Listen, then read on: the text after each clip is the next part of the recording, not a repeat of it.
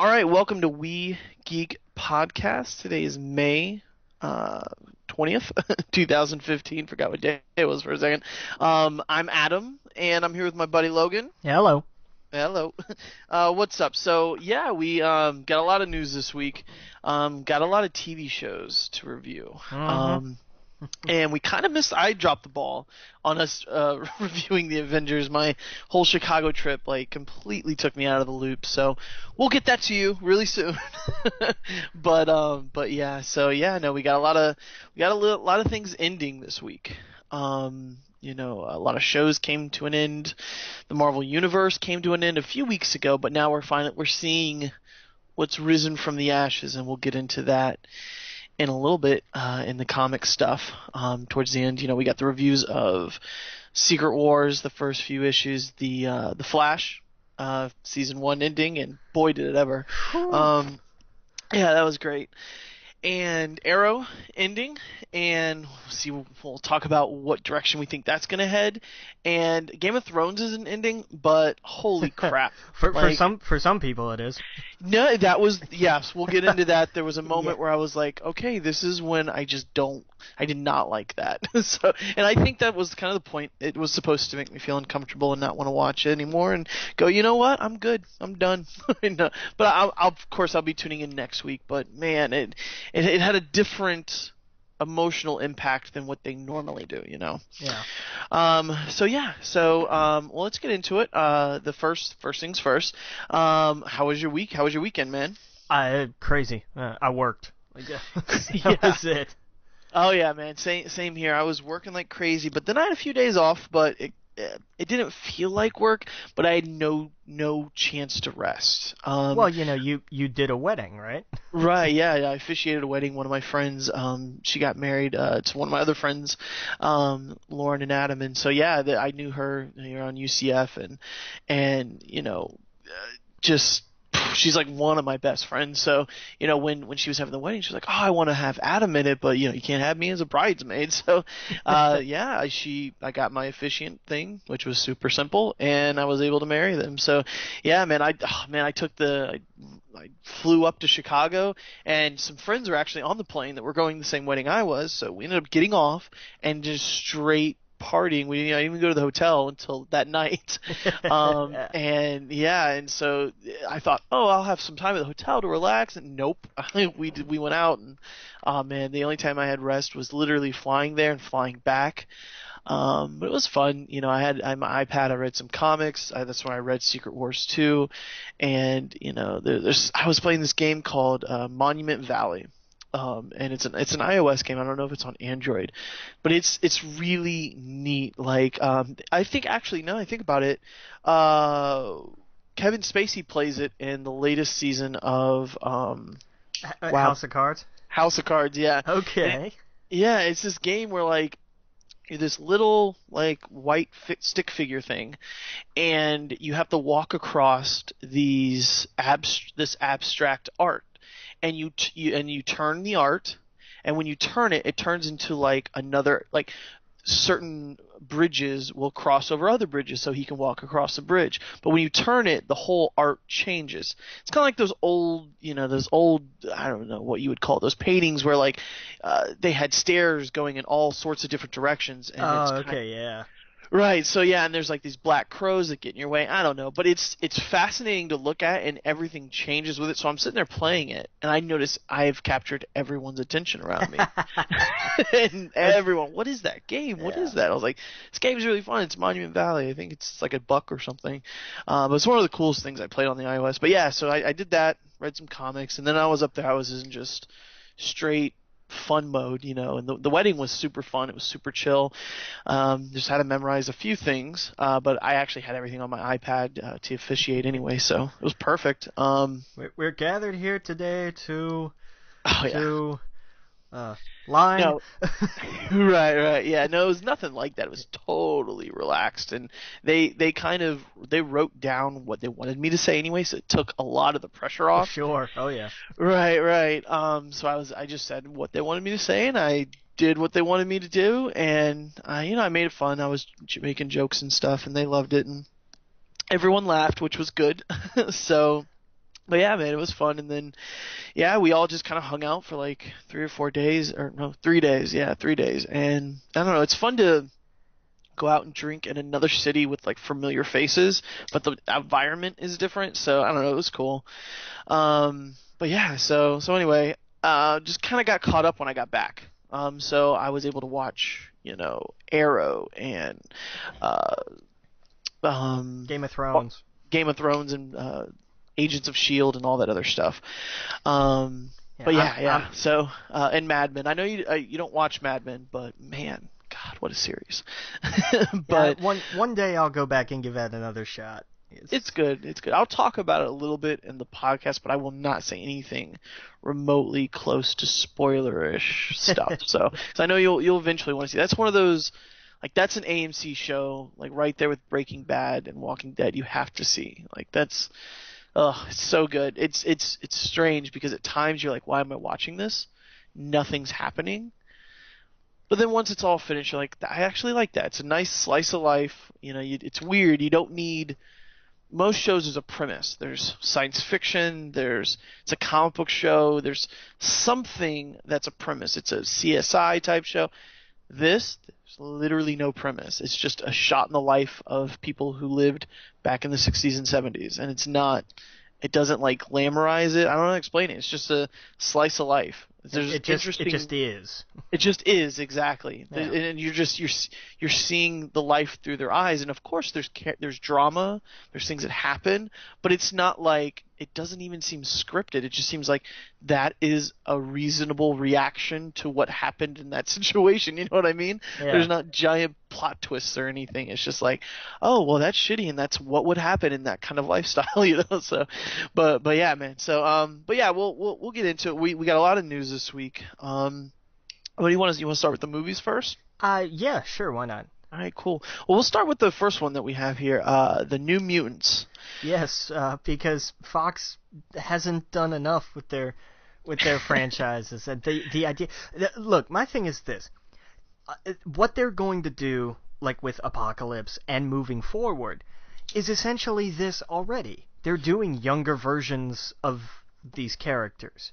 Why do we need a second team of younger versions of other characters? Like, the whole point of New Mutants was because, hey, the old mutants are old, so now we need new mutants. But I just, look, I'll go see Wolverine 3 and probably enjoy it. I'll go see Apocalypse and probably not. And I'll probably, when I go see New Mutants, I'll probably not. Because I've not really been a fan of the new direction the franchise has taken. But hey, I like that they're taking initiative. I'll give them that. They'll look at this and they'll say, what properties are here that we can use? What can we do something with? And so, hey, at least they're just not leaving stuff out there. It's people say, why don't you do this? Why don't you do that? And they're going to say, well, here's a property. Let's figure out what to do with it. It's going to be with them having Josh Boone in, who directed The Fault in Our Stars, and he's going to be directing and co-writing this. It just seems like it is going to be the teen drama. It's going to be the Twilight of X-Men. It looks like. Well, I mean, I wouldn't say. I hate how you put Twilight in there. I know, but because The Fault in Our Stars, I actually really enjoyed that film. It was nothing like Twilight to me. It was actually had I don't know, real, they went through real changes, if that makes sense. There was character development. And I don't know. I really liked that story. That was one of the things that I liked when I heard the story. I was like, oh, I like that. And I mean, to be fair, that's what New Mutants is. It's supposed to be the kids. And here's my question. If is Professor X going to be in this? Because obviously these are the kids, are they just going to be sent off to do their own thing? And James McAvoy's not going to be in it? So it's going to be weird because here's the thing about Fox: there hasn't been a clear map planned out. It doesn't seem at all. It's since the first X-Men film, it's been, let's see what we can do just making these films, and then it got to a point where they had to go back with the last one and kind of make some erase some of the past mistakes. Yeah. And with Marvel, it seems like, here's our map. Here's our plan. we're doing Avengers and we're doing all these side films and we're going back to the Avengers. Then we're doing the side films, we're going back to the Avengers. X-Men has been all over the place. Yeah. All over the place. There's no roadmap. And so I would like, I hope at Comic-Con or whatever Fox plans on doing, I hope they go, here's the deal. We're going to do an X-Men film, and then we're going to do Daredevil, New Mutants, and blah, blah, blah. Then we're going to go back to X-Men, and then we're going to go to blah, blah. They could do that. X-Men is such a big franchise. There's no reason not to do it, and it's so popular. I mean, X-Men at one point was like half the Marvel universe, Yeah. you know.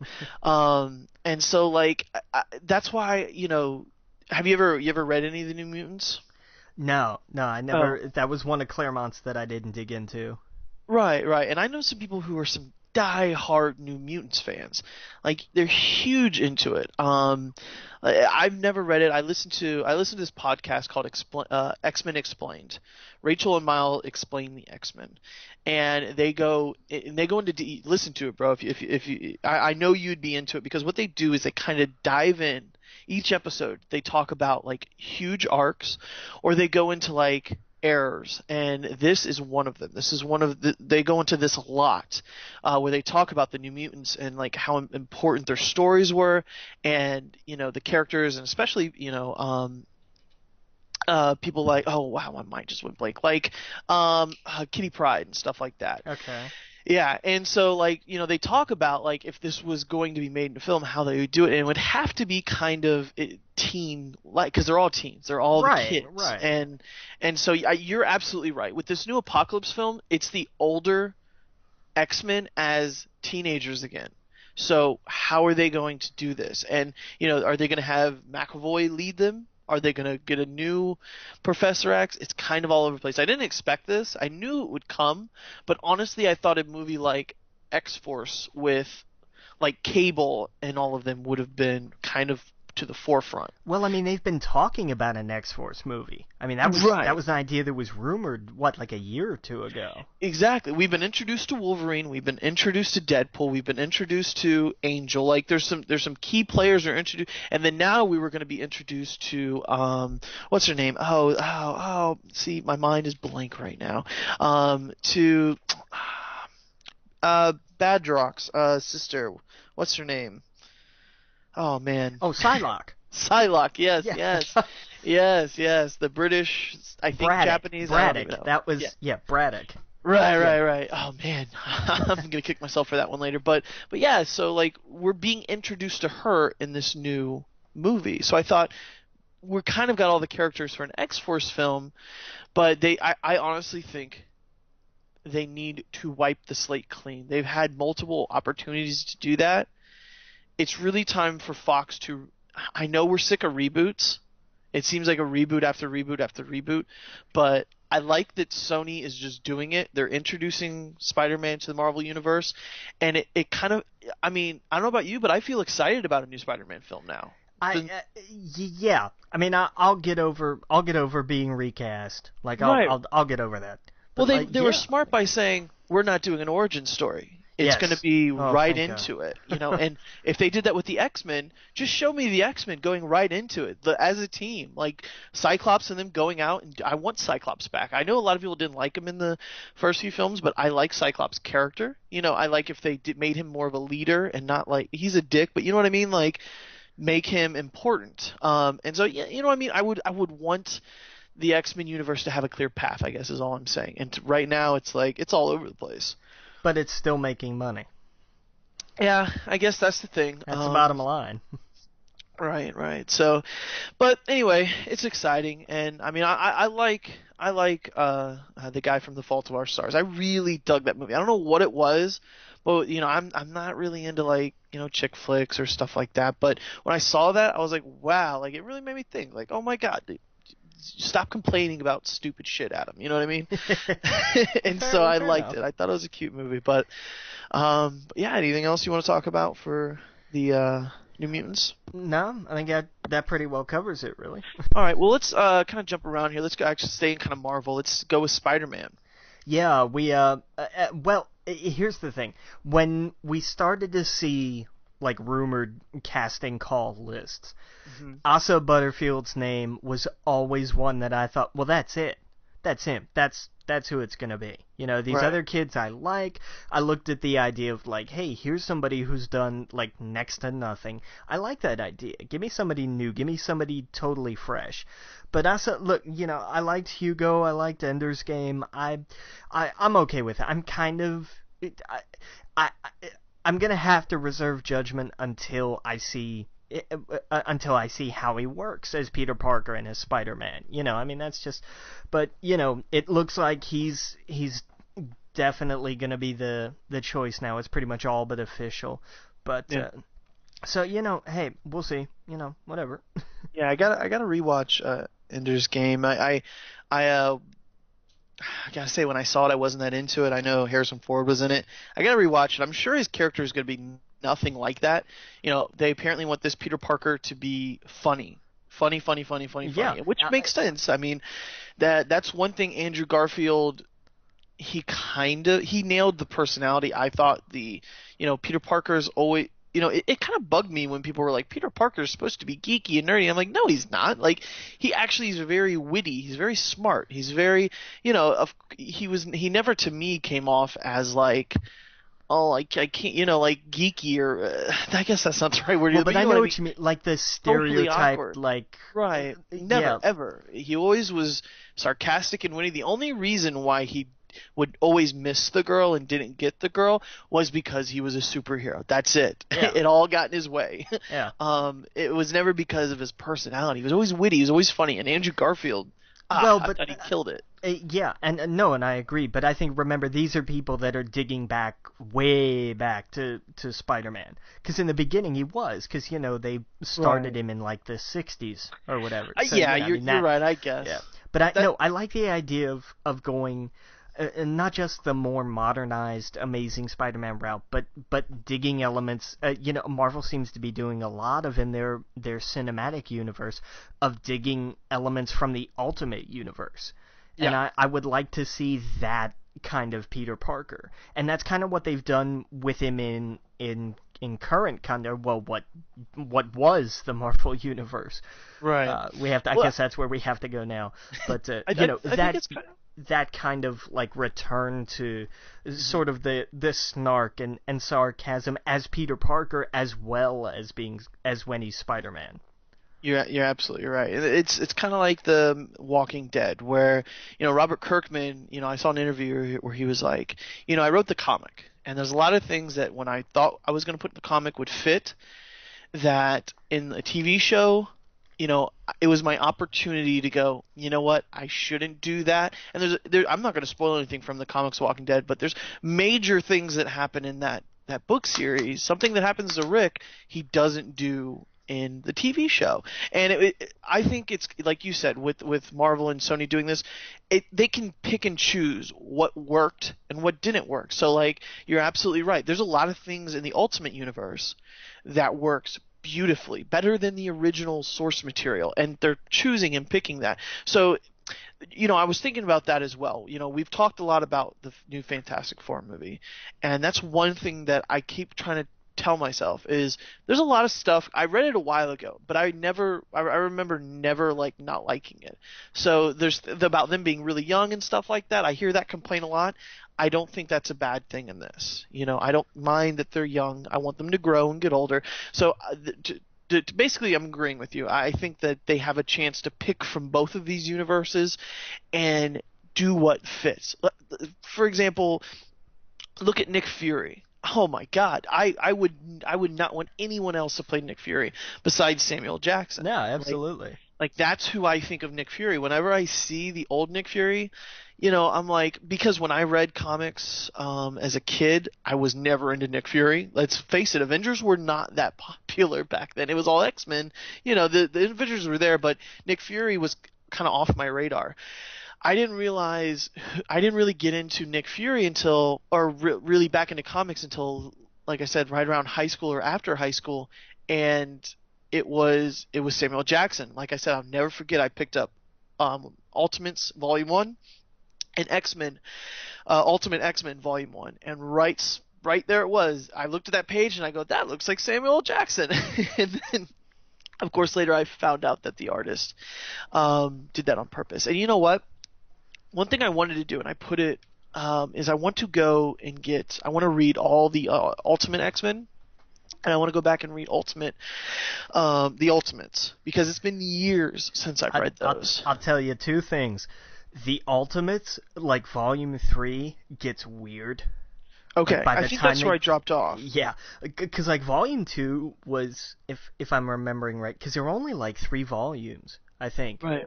And like Volume 2 was kind of odd, but Volume 3 was like, wow, they went there, and it was just strange. But it was weird because Volume 3 leads right into the Ultimates, like where it picks up right after the death of Spider-Man. Like when they did that kind of like revamp after Ultimate Spider-Man 160. Like it drops right into that, kind of literally. And Ultimate X-Men, to me, it felt like towards the end they started to run out of ideas. And I'm talking like because like once you get to Ultimatum, everything except Ultimate Spider-Man just kind of really tanked, I thought. Yeah. I mean, you can tell Ultimatum's the thing that really killed the Ultimate Universe. Well, because he killed everybody. Yeah, exactly. I have vivid memories of reading Ultimate X-Men and loving the hell out of it, loving what they were doing. Wolverine, Cyclops, I thought it was so cool because it was at the perfect time for me getting back into comics that I wasn't familiar with. You know, I didn't know all the history of them, but I knew the basics, and that's all you needed when it came to reading these things. Yeah. And you know, my hope is that after Secret Wars, that whatever Marvel universe we're left with, because who knows what it's going to be, I hope they still have that fresh jumping on point where the X-Men feel like the X-Men, the Avengers feel like the Avengers. And I mean, let's face it, the Avengers has turned into the Ultimates. Like the Avengers, it's weird how, what is it, art copies life, or what's that saying? Art imitates life, imitates art. Yeah. Exactly, because because the Ultimate, you know, imitated or the movies imitated the Ultimates, and now the regular 616 is imitating the movies because, of course, they want to profit off of it. So yeah, it's going to be interesting. And there's just a lot of things I thought about this week, like Wolverine. He's not even in any of this, and that's crazy. You think he'd be there for the big bang, but no. But yeah. So anyway. Spider-Man, like I said, I don't know. I only saw that kid in that one film, so I think I'll go rewatch the film and see what it's all about again, because I wasn't paying attention to him, and I don't know. But I just hope he's funny. I hope he's, you know, he's got the personality. But yeah, no, I saw that they named the new Planet of the Apes film. Yes, they did. War of the Planet. What is it? War of or War for? I think it's War of, actually. War of. Yeah, they have to put Planet of the Apes, so it's going to be War of. I'm probably sure it'll be, you know, War of and then big letters, the Planet of the Apes. Yeah. I'm down, dude. Those last two films, like if they nail this one, this will be one of the, to me, perfect trilogies. Yeah, agreed. Yeah, if they nail it down. And the thing is, the first two were very different, which is interesting. At least it was to me. It felt two very different films. I loved how they connected them, you know. And hey, you don't even like James Franco. What did you think of him in the first one? I see, this is the thing. Like, he was good. Like, I can't take that from him. Like, yeah, it was good because he wasn't playing James Franco. You know, he was actually playing a character and stuff. Most of James Franco's films nowadays, or I shouldn't say that. I don't want to bash the guy, but it seems like in a lot of the films lately, he's been playing himself. You know what I mean? An exaggerated version. And to be fair, that's not been a bad thing, really. Right. Like, in This Is the End, it worked. In the interview, it worked. Like, I mean, you know, I can't argue for the interview. I didn't like him in the interview. I thought it was too much. You know, as much as that whole film. If I could just sum it up in 2 words, it's too much. Just everything. I was like, this is too much. It's way too much. But yeah, no, I liked it. So, you know, oh man, can't wait to see Cornelius and everyone back. it's gonna be good. I'm gonna be cheering for the apes the whole time, like I have been in both films. You know, screw the humans. It's always gonna be that one a-hole to screw everything up. Sure, sure. Yeah, and it's always played by the same actor. Everything I see him in, he's always just the guy that screws everything up. I forget his name. But Yeah, yeah, I know exactly who you mean, but I cannot think of his name. I first saw him in Oz. I forgot what his name was in Oh Oz, man. but yeah. Then I saw him. I actually saw him in a CSI or shit. What's it called? NCIS. No, I'm totally off. A Law and Order episode Okay. recently. Well, Yeah, I mean, potato, tomato, you're right. same deal. His name Kirk Avoc. I'm not even trying. Try, No, give it actually, a shot. nope. Not even gonna go there. But Say it after. yeah, Well, we'll do this. Hang on, we'll do this by syllables, okay? Infinity War. Okay. No, okay. All right. But yeah, so anyway, it's gonna. I think it's gonna. Hopefully, it's gonna be good. If it's got the same talent in the film, Well, because Andy Serkis. yeah, and Matt Reeves is returning from Dawn of the Planet of the Apes to direct, so that's Nice. good. Yeah. Oh yeah. So I can't wait. Another movie news. We have Underworld 5. God, here's a franchise that I've just What? it will not die. Like and I don't know who keeps asking for these. Like, did they Nobody. make? Apparently enough people go see him where they think, sure, we'll make another one. This is like something your brother-in-law would say he got really drunk and watched on Netflix the other night and thinks it's Yeah. a really good film. You know what I mean? Yeah, It's like, what? Okay. Hey, do you know what was on FX last night? Like, I Right. mean, that's, Oh yeah. I This mean, is one of the just, ones they play on FX. But hey, Kate Beckinsale will be back. They got not a first-time director, but like an almost first-time director. Well, I think a first-time feature film director, Anna Forrester. She's done some TV. She's directed some episodes of Outlander, which is one that people keep saying, like, you gotta watch. It's really good. And I'm like, okay, put it on the list. It's like, God, this Right. list is getting ridiculously long. Right. But she's been director of photography for a lot of projects. Okay. Shoot, I had a couple of them written down here somewhere, and I can't remember. But like, this is just kind of like, okay, here's your first. I'm pretty sure it's like her first feature. But Oh, okay. Outlander. Okay. I'm looking at it right now. There's stars. Yeah, I didn't even know Yeah, it existed. yeah, One oh, show I'm actually starting is Vikings. yeah. That's Heard of it? it's on the list too. That's what everyone's telling me. And now that well, I guess it's going to another part of the news. I don't know if you've seen it or not. But one of the guys in Vikings, the main guy, I don't know the actor's name. But he is in the World of Warcraft film. Oh, And okay. they showed the first still of one of the orcs. Yeah. Have you seen it? Yes, I have. Hey, Okay. man, I'm down. Yeah, Let's that do it. Why not? looks sick. That's Like when I saw that, I'm like, okay, I'm in. I've been in from the beginning. Let's be real. But when they showed, I think his name's Doomhammer, yes. or or I don't know his. This is gonna bother Oh, me. was it Ogrim? I think. It's Ogrim, something. that Ogrim. yes, Thank you. yes, Ogrim.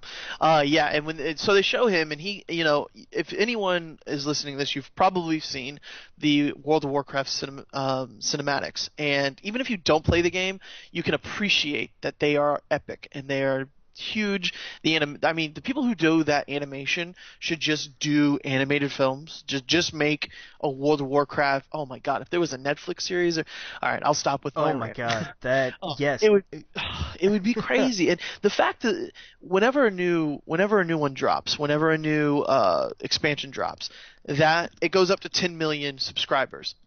3 or 4 months go by and they all drop. So it seems like every time one of these are released, they get all their people back. If they could figure out a way to get an audience to watch a TV series or something like on Netflix or whatever, like a serialized CGI type show, type show, it would be huge. So I hope the Warcraft movie does great because it's one of those things where I can talk to my friends that are kind of into this geek culture. They're starting to watch, this Flash show and the Arrow show, and they're watching the Avengers. These friends of mine that are just totally not into this world, but they're tiptoeing into it. These are all great gateway drugs into it. If that Warcraft movie does amazing, I can't even imagine how good that would be for that franchise, video game wise. Because it's just ripe. I was talking to a buddy actually in Chicago. He actually works. He works for EA. So we were talking, and I was just like, man, like the Warcraft movies. We were talking about video game movies, and I was just like, the Warcraft movie is the one that I think if it does well, we can stop giving, it's people aren't going to go, ugh, it's a video game movie when they come out. You know what I mean? Yeah. If it's done well, and I'm just hoping that this one's done well, because like I was talking about, my buddy went and saw the trailer when he went to BlizzCon, and he's talking about. I should ask you, have you ever played Warcraft? Once upon a moon. Yeah. Okay. It's been forever. Well, long story short, you start out. And like any other MMO, you're in a village, and then you go to the big, castle city or whatever.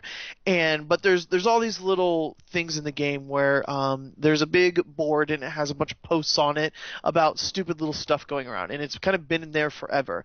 And there's one little sign that says, reward Hogger.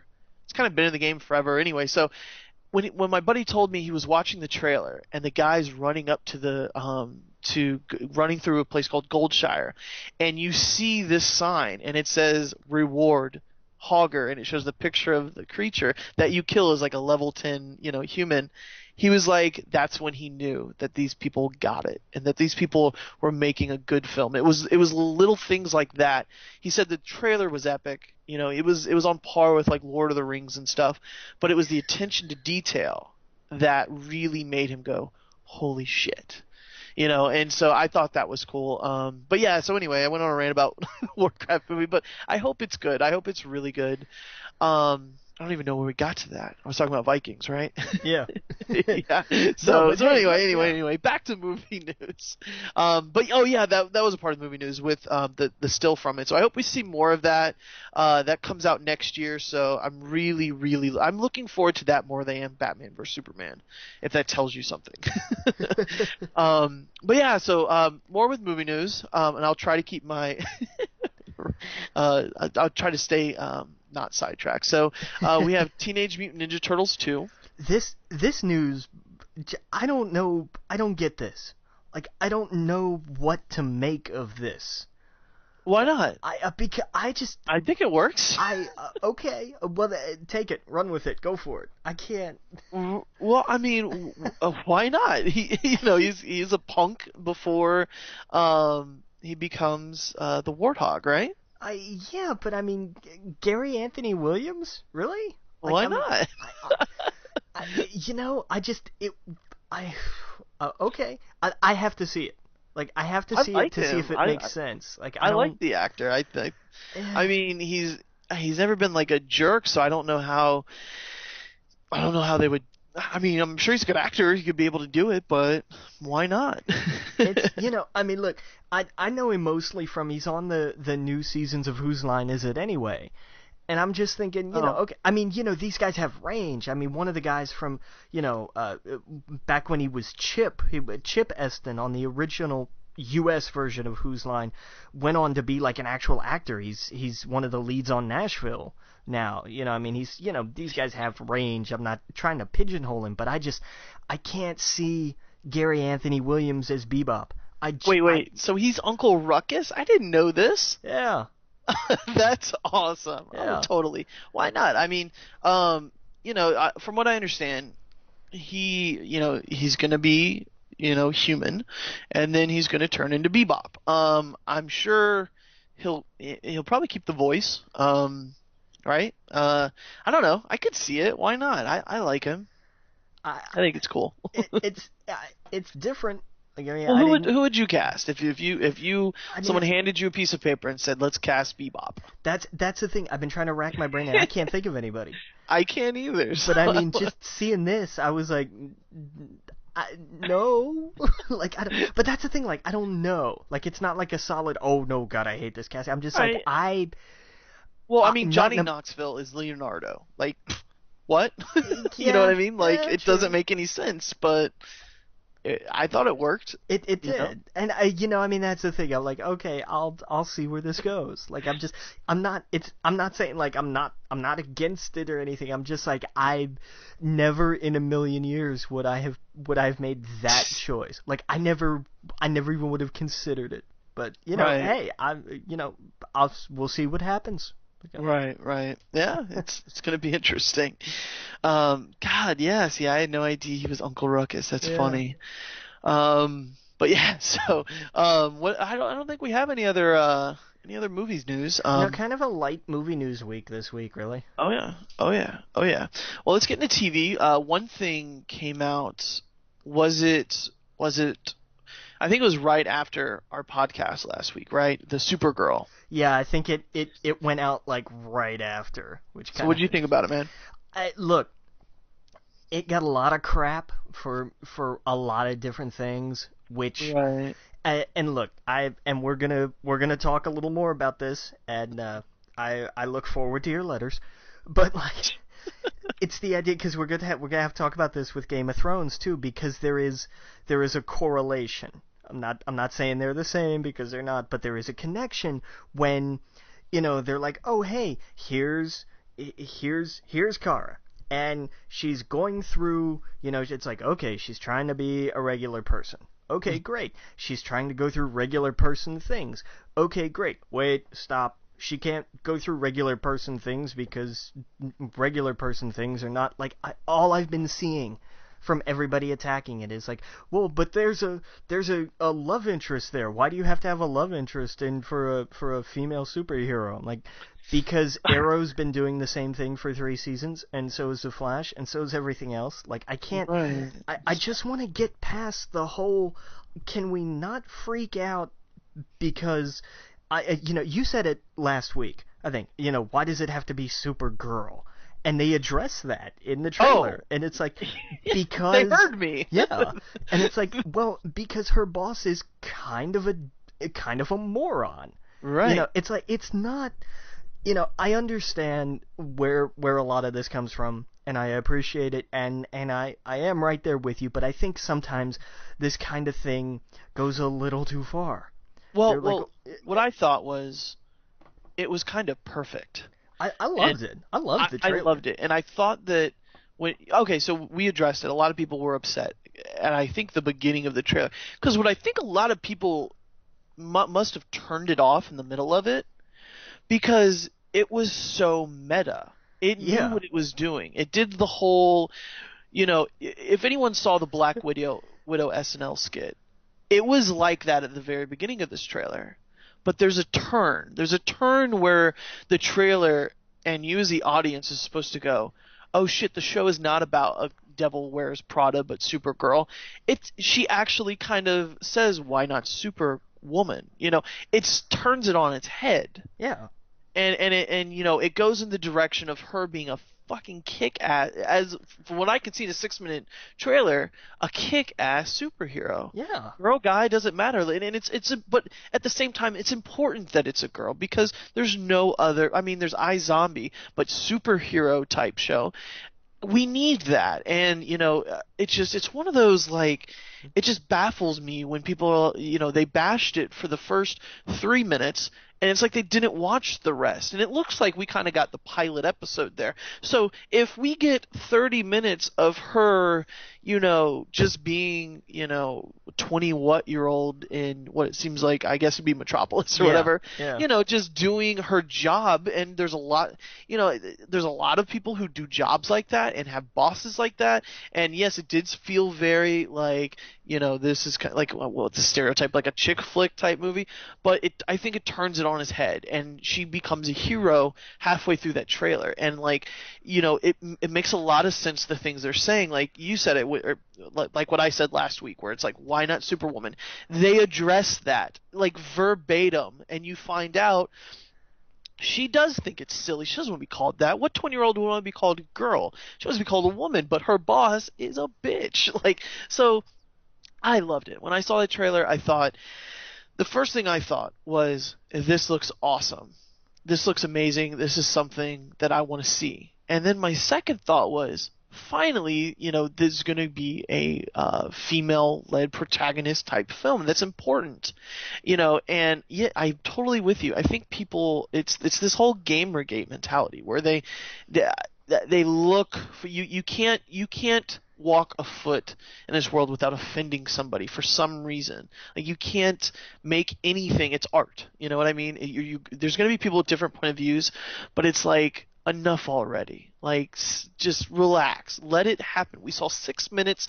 Anyway, it was just a little preview thing. So, I don't know. I'm right there with you, man. And the biggest thing to me was like, okay, what was the big turning point? When did she stop being like the coffee-getting personal assistant and become, a genuine, like, okay, I could see this being a role model. It was when she decided to be herself. Exactly. That was what I got from this, and I was like, that's the perfect message. Yep. Like, and you were talking about, I don't know if it was last week or the week before, about who was the actor? It was Tom Hanks' son was at Walmart, and he wanted to buy a Black Widow, or no, it was Star Wars. He wanted to buy Star Wars stuff for his little girl, right? And they didn't have Princess Leia. The only one they have was Slave Leia. And it was like, that's not okay. I hope that with the new Star Wars film, there's more female action figures and T-shirts and stuff like that. And so this is the step in the right direction. This is the step where, we need to start. Men and women are very different people. The way they think, the way they do things, they are different. It's just what happens. So it's okay to have things that are more masculine and more feminine. That's okay. But at the end of the day, I didn't think it was degrading or it made her look negative. I like that she has a love interest. And what's his face out of nowhere? The reporter, who's supposed to be a dorky little white guy is this huge black guy. And, Jimmy Olsen, the linebacker. Like, yeah. So I love that. I loved that change they made. It was good, And so you kind of, of course, it showed her kind of have like the love interest kind of towards the beginning. I forget his name. And then kind of, and then he pops in. So it's like, okay, I could see this. Why not? Let's just relax for a second and enjoy something. So, I don't know. I think it's silly for people to get upset about a 6-minute thing, just as much as I think it was silly for me to get upset about Fantastic Four and Doom being a geek or I'm sorry, a hacker, a computer hacker. Thinking back, I got a little upset for no reason. Like, I heard news and it was disappointing, but to me it's just as silly to get upset over a 6-minute trailer, which I thought they showed. I thought they perfectly showed that there's going to be a change during this where she becomes a hero, and I don't know. I think there needs to be more of that. So tell your cousin I said capes are stupid. No, right, wait, exactly. Don't ever do that. Right. And then they went to that. Most of the people I saw getting upset about this have never once picked up a Supergirl comic. Ever. Yeah. Ever. They've never even picked up a Superman comic. So, I don't know. I just thought it was silly. But yeah, so... To be fair, I wouldn't recommend the New 52 run of Supergirl. It's not really great. Right, exactly. So I know very little about Supergirl. I mean, I know her origin story. So I'm kind of excited for this. It's one of those things like Captain Marvel. I didn't know much about Captain Marvel until everyone was like, "Hey, you should really read this book." Because I only knew her in New Avengers and Mighty Avengers and stuff like that, but her character never really stood out. But in Captain Marvel, it really did. And then, of course, with Miss Marvel following it up, I'm really into that character, and I'm really excited for both of them, to be in the MCU. And so, it's things like that. Wonder Woman, the when New 52, when they did the whole New 52, was it Azzarello that did? Yes, that's a Yeah, run I cannot recommend enough. exactly. Oh That's man, so that's good. that's something that I loved, and I was never into Wonder Woman. I don't know why, it just wasn't. But to me, when I read that, I was like, this is really interesting, and I thought it was cool. So that's why I'm excited for Wonder Woman to come to the big screen. It's overdue, and so I hear people getting upset that women are not in the forefront of these type of things. There needs to be more, and I'm totally on board with that. So when they start doing things like this, like, give it a chance. Don't get so angry so fast that it doesn't look like Arrow or Flash, which I don't think it should. I think it should look like this. I like that it's a little bit different. You know what I mean? And I liked that they showed Superman, and it wasn't this tiptoeing around the fact that he's there and he exists in this world. And oh man, a crossover between this Arrow and Flash. Oh my God, it'd be Never great. happened. It will. No, it will, because they're both owned by the same studio. But who was it? CBS and Somebody up in CBS is not on board with this. I don't know, man. I don't I know. think I think they, money talks. I think you give it a season. I think Right. Okay. let it stand on its own for its first season. Let it No, do that's that. true. And then down the road, leave the door open. Yeah. But in the first season, let it be its own thing. I'm okay with that. Let it find its own feet Oh, to stand on. totally, totally, totally. I think just kind of the inner fanboy in me is just like, yes, let her fly in and then be like, oh shit. Well, and I mean, what did we have? What was it, like Entertainment Weekly or something? There was a cover this week that was Arrow, Flash, and Supergirl all standing in the same spot. Oh, was it? I didn't see Yeah, that. I don't remember what magazine it was, but it was like, here's this cover. Oh, And Variety. yes, thank you, Variety. Yeah. And like, Well, I that's lost my mind when I saw that. yeah. I'm telling you, it's going to happen, man. I was reading articles. Their companies have already agreed to do a crossover. It's going to happen. But you're right. Let it stand on its own. Let it do its first season. And that's what I was reading, is that, the producers from, Arrow, Flash, that the studios are under the same not building, but the same head, I guess. So to me, that cooperation is just like Sony and Marvel shaking hands. Oh my God, it'd be great. It'd be fantastic. And I think we talked about it last week. The Legends Yes, with Rick Hunter and all there, Rip and all that. Rip Hunter. Yeah. Rip Hunter, yeah, yeah. I'm super excited for that. Oh man, dude, we'll get into that when we talk about the Flash. But yeah, so I mean, we've kind of wrapped up movie news. There's one more thing, just really small, I thought was funny. the Oh yeah, that. Yeah, I saw that Brad Bird, who's doing Tomorrowland, he was in talks for doing Star Wars. And it came out he was doing an interview with IGN, and he said he didn't do it.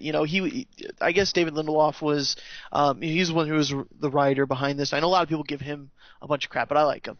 So anyway, they're doing this interview, and he explains like, I got questions, would you like to do Star Wars? And he was down in Florida, he was looking for locations for Tomorrowland. And when he was in Florida, he had this decision like, oh, what should I do? What should I do? And he said he looked on TV and he was watching South Park. And lo and behold, there was Cartman with a lightsaber behind him and Tomorrowland, the Space Mountain, in front of him. So he kind of took it as a sign that, like, Star Wars is going to get made. It's going to be made with or without him. But Tomorrowland kind of lived and died with him. And, movies lose momentum if something like that happens, and it might not be made. So he thought, you know what, Star Wars is going to happen. They'll get somebody.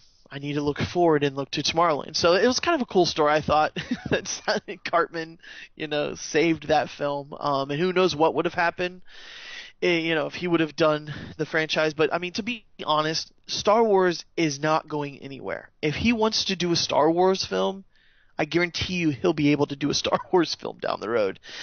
Same with a lot of those people. I'm sure David Lindelof is just really, I bet he's already planned out what he wants to do with that. I'm sure. I don't know how I know some people hate him. Some people don't like Prometheus and Lost, but oh man, I'd love David Lindelof to get in there, tackle something. Maybe not the main franchise, but like a side project. What do you think? What an idiot. What? Hey, do you want to do Star Wars? Right. No, you've. Dude, I I understand. agree. I I understand where agree. he's coming from. Like, the logic makes perfect sense. I get it. What a He said that too. moron. Like even David Lindelof was like, if it was me, I would do Star Wars, no question. Yeah. and then he kind of told him. David Lindelof was saying like, I knew it wasn't going to happen if he was going to back down, so he was excited that hey, this thing that he's been working on is going to happen now. But he said he said it was like an old. He said it, and this is his words, not mine. He goes, it was an old Jewish thing I did. Was I told him yes, you should do Star Wars, and it was all just kind of like in the back of his head. It was a trick. So I thought that was funny. I had no Well, idea that David Lindelof was Jewish, but but yeah, but yeah. So I don't know. I thought it was a cool little piece of news that came out of that. But yeah, man, no, we got a lot. There's the movie news. Let's go into TV. I saw that there's a CSI movie, huh? They've finally canceled the show. Well, wait, which one? After 50, the original.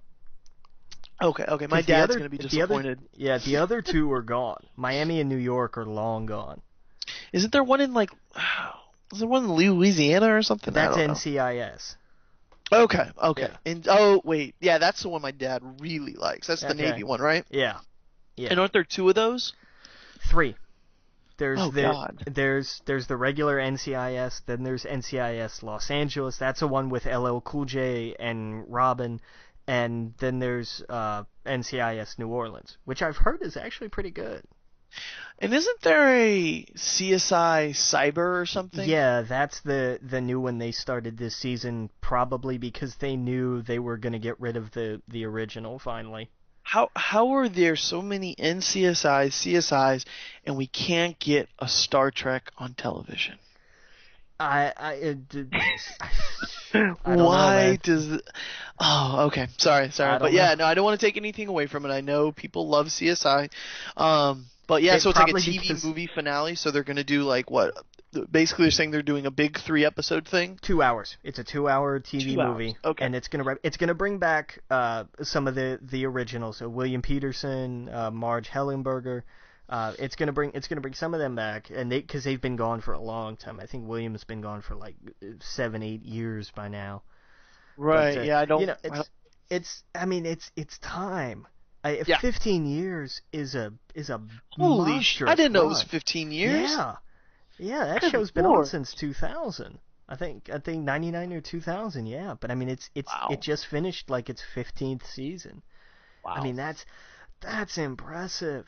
That's ridiculously impressive. But I mean it's I'm glad they're getting a chance to finish it. They're saying we're gonna do the TV movie expressly as a finale, and then that's gonna be that. And I think that's a way to go. Yeah. 15 seasons in a movie. Here. Like.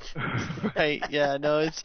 I mean, most shows I think people would like if it went off with a bang like that. Yeah. I mean, there's. Look at Entourage. I wasn't that big of a fan of it. I know you didn't like it, right? And that's getting its own TV movie. Movie. Right, yeah, I'm sorry. Yeah, movie. One show that I thought would be really cool if there was a movie that I think deserved it. Well, Firefly got it, but Sopranos. It's kind of a shame that that's never going to happen now. Well, but I mean that story was done. It was done. As far as they were concerned. Right. Like they were, because the whole explanation for that was like, hey, we just kind of dumped you into his life at some point, and now we're just kind of dumping you out of it at another point. No, you're absolutely right. You're absolutely right. As far as, I mean, cinematically there's no closure there, but I mean there's a sort of logic to that. Before we get too deep into the movies, I'm sorry, TVs, there is one more thing I wanted to bring up about the movies, and we didn't talk about it. Have you seen the stills or the videos of Jared Leto as the Joker? Yes, he actually has tattoos. He has the tattoos, so we all got to kind of get over that. It sucked. I was like, God damn, why did they still have to do that? But whatever. But did you, to me, everything else looked like the Joker. Everything he was wearing, the suits. It's a different version of the Joker. And I mean, I'm all for it. You know, let him be. This looks like the kind of Joker that you would expect. I mean, this is gonna be a violent Joker. Well, in the video, he's hitting somebody. He's hitting Harley. I see. I didn't know if it was Harley or not. I knew it was a woman he was hitting, and I was like, oh, okay, that's yeah. This is not gonna be a fun fellow. Like, this is, right, and he's like, he pulls up, and I don't know what car it was. It was like a... It was nice, whatever the hell it was. Souped-up sports car. I thought that was like, no, I don't think the Joker would do that. But then again, he's very flamboyant. He's very, look at me. So, sure. Yeah, I guess. This is kind of the only thing that I'm clinging to with the Suicide Squad movie. It's like, I just want to see what they do with him. Because this is going in a direction that we've never had in a Joker before. And right. I'm interested, at least. Right. Did you hear any that... Well, I don't know if we should speculate on rumors or not. No, I shouldn't. This is a podcast, dude. That's what we were built on. Okay. So did you see that, Bruce is probably going to be in this film? Well, yeah, we talked about that a little bit a couple weeks ago. Right, and that Jared Leto, am I saying his last name right? Yeah, he's going to be in, this is going to be like a constant thing with the podcast, by the way. I'm just going to mispronounce names, and you're going to correct me, so stay with me with it. But yeah, so I heard that he's going to be also in Batman vs. Superman. Yeah. And that rumored is Doomsday is going to be in Batman vs. Superman. Did you hear the completely ridiculous way he's going to be in Batman vs. Superman? No, I didn't. Enlighten me. Okay. The idea is that Lex Luthor, through whatever means, has stolen General Zod's body. And through experimentation Let me stop you right there. Let me stop you right there for 1 second. I've always thought he was going to do that, because that's how I think he's going to get his Lex Luthor suit. Yeah, Luthor suit that he has in the comic books. Because when I saw that suit on Zod, I thought, that's fucking Lex Luthor's suit. Like the whole movie. Yeah. All right, continue. I'm sorry. No, and I mean, and that makes perfect sense. Mm-hmm. And it would explain, how does he learn about Superman and what might make him weak or whatever, is to take, oh hey, we have a dead Kryptonian here. Let's work on this, and we'll dissect this, and we'll cut this. Oh no, we've accidentally activated some kind of genetic whatever, and he's come back to life as a monster. That's how they're doing Doomsday, as a Zodby, essentially. Well, no. Let me forestall anything else there. No, as the single stupidest thing I've ever heard. No. Well, to be fair, Doomsday is probably the single stupidest thing I've ever heard to begin with. Right, but in a way he makes sense. To balance Superman, he kind of makes sense. Look, Doomsday. The idea behind Doomsday was to create an adaptable weapon. Something that when you hit it with something, it's going to say, okay, and it's going to adapt. It was the Borg of DC, essentially, is what it became. And I'm okay with that, like, as a concept. And then as you went down the rabbit hole with Doomsday even further, it stopped being a mindless creation, and it developed sentience and intelligence, and even, and it was kind of the inevitable progression of that. But just as a starting point to say, oh, we have Doomsday. Well, how do you have Doomsday? Well, because we experimented on a Kryptonian, and like he reanimated his No, shut up. No, I don't want to hear it. That's ridiculous. Yeah, I don't know, man. I guess I'm not as upset as it with that you seem to be. I totally understand why. I guess Doomsday, I always thought Doomsday was such a silly character to begin with. I'll be honest with you, don't know much about him. Don't know, we all know he fought Superman, and everyone believed he killed him, but he didn't. Doomsday was the perfect counter for Superman, because you have, what does Doomsday do? He's big, he's virtually indestructible, he hits things really hard, and he's fairly boring. Okay, what about Superman? Didn't I just describe him to you? Like, they were the same thing in so many ways. I don't know. I think Lex is kind of a better absolutely opposite to him. Absolutely. Yeah, but I mean, I totally understand. It's such that's a strange way to introduce That's, Doomsday. I mean, it's almost as it's actually worse than how they did it on Right. Smallville. It's actually worse, and that's I'm telling you, you have to reach to get that low. Seriously, Right. like that was oh my god. Don't even, let's talk about something else now. All right. Let's go back to television. Yes. Back to Yes. TV. So yeah, we talked about the CSI, ending the Supergirl and Twin Peaks. Twin Peaks. This is joyous news indeed. You Yeah, know, whatever there was between David Lynch and Showtime, they worked it out. He's coming back to write and direct. The show will air on Showtime. It's getting an extended episode order, so things are great. This is good news. so he got more money, is what you're saying. I'm just kidding.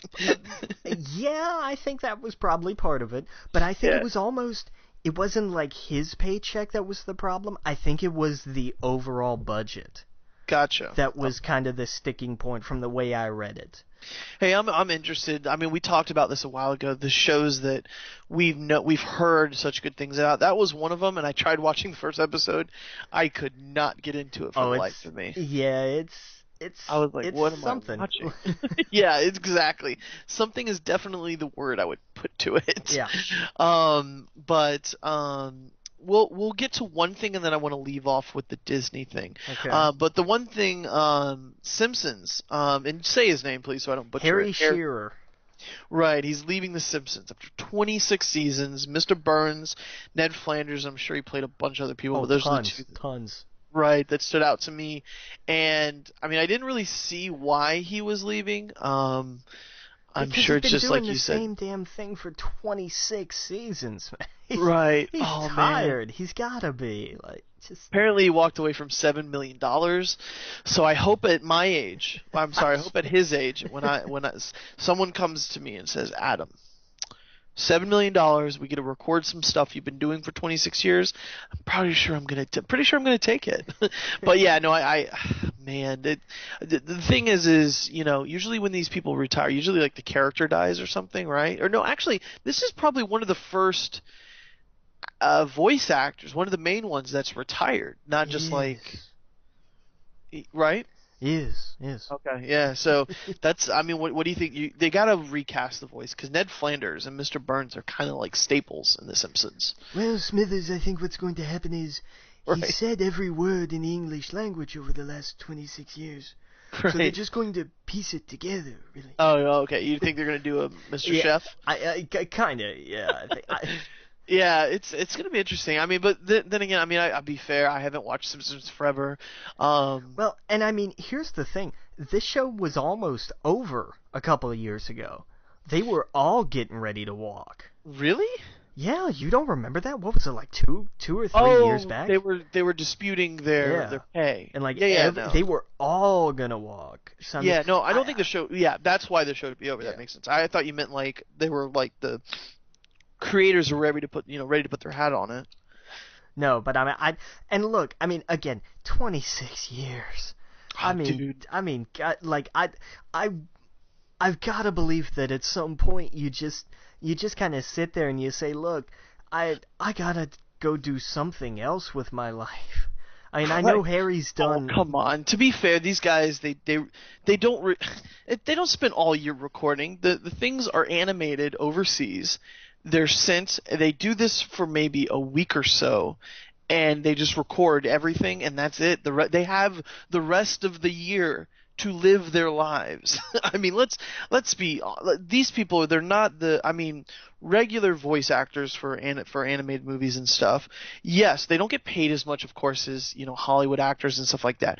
But these are the Simpson voices. Like, they get paid millions. And I don't know about you, man, but could you take $7 million for another 7 years and have to work a few weeks For out of 7 those and go enjoy your life? I've done this math before.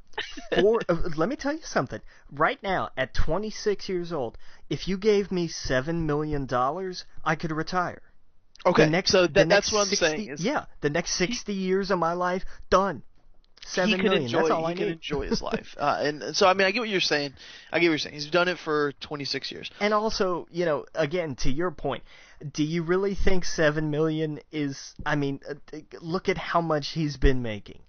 I think he can afford to walk away from it if he wanted to. Yeah. I mean, and this, we're all just speculating because we don't know why he's leaving or what's going on. But I mean, right, someone didn't open the door for him when he walked in, right? Just kidding. But yeah, man, 582 episodes. He's done as many as the other, Bart, Homer, Marge, Lisa. He was one of the 5 principals, right? Him, Dan,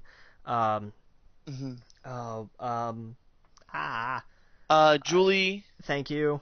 Nancy Cartwright. And Yardley Smith. No. There's Hank Azaria. Thank you. Azaria, he does Mo. Yeah.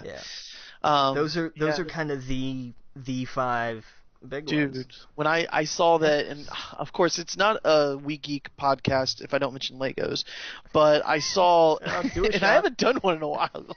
I've been super busy. But I saw they have a Simpsons House one, and they have a Quickie Mart one. I guess the next one's gonna be Moe's Tavern. Nice.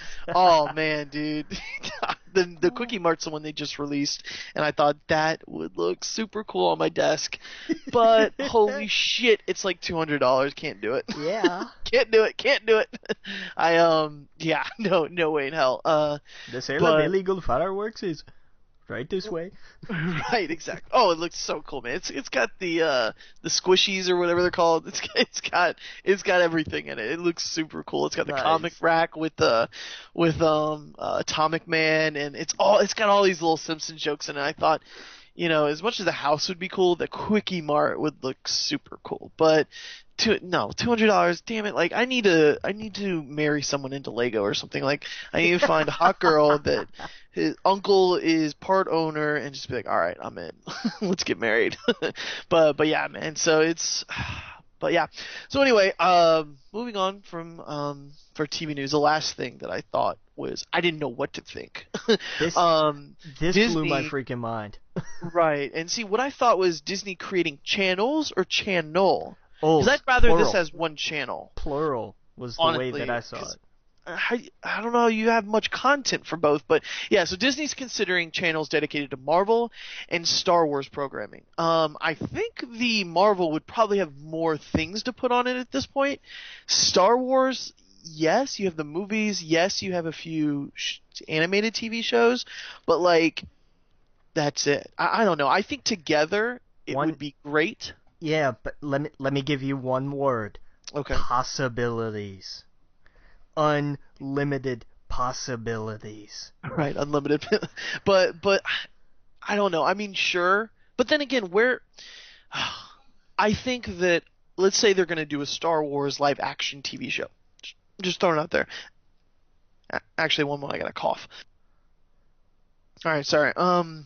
Sounds like I'm being choked up, but I actually just had a cough. Star Wars TV show.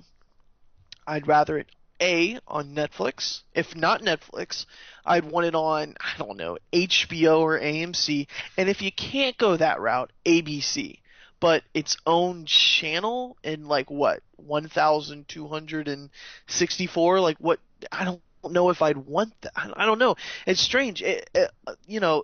Disney bought its own channel with ABC. It bought it for more money than it bought Star Wars. Why would you create an extra channel? No, I mean, I get these extra channels that are all cartoons. That makes sense. All these channels that are all, whatever. And every once in a while, actually over in England, they have a Star Wars channel and a superhero channel.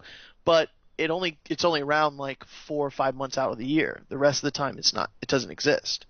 So I don't know. I love it. More Star Wars, Marvel all the time. Who would not want that? But how much could you actually put on there? I guess is what I'm. However much you could hire people to create. Right. Yeah. No. I get it. I would love serialized. Star Wars show, or you could they could play the Agents of Shield. They could put whatever shows else they're gonna put Daredevil on it. Whatever they want to do, that would be cool. But together, I mean, what would you even? I mean, I guess Marvel, you'd call it Marvel Channel, Star Wars Channel. But if you combined them, I don't even know what you would call that. Awesome, Like, the Awesome Network. right, There. right. Disney's Awesome Network. Patented. Done. You're welcome, Disney. Right. But yeah, that's cool. I mean, clearly that's their big tickets right now. And I mean, Disney's firing on all cylinders. Look at Frozen.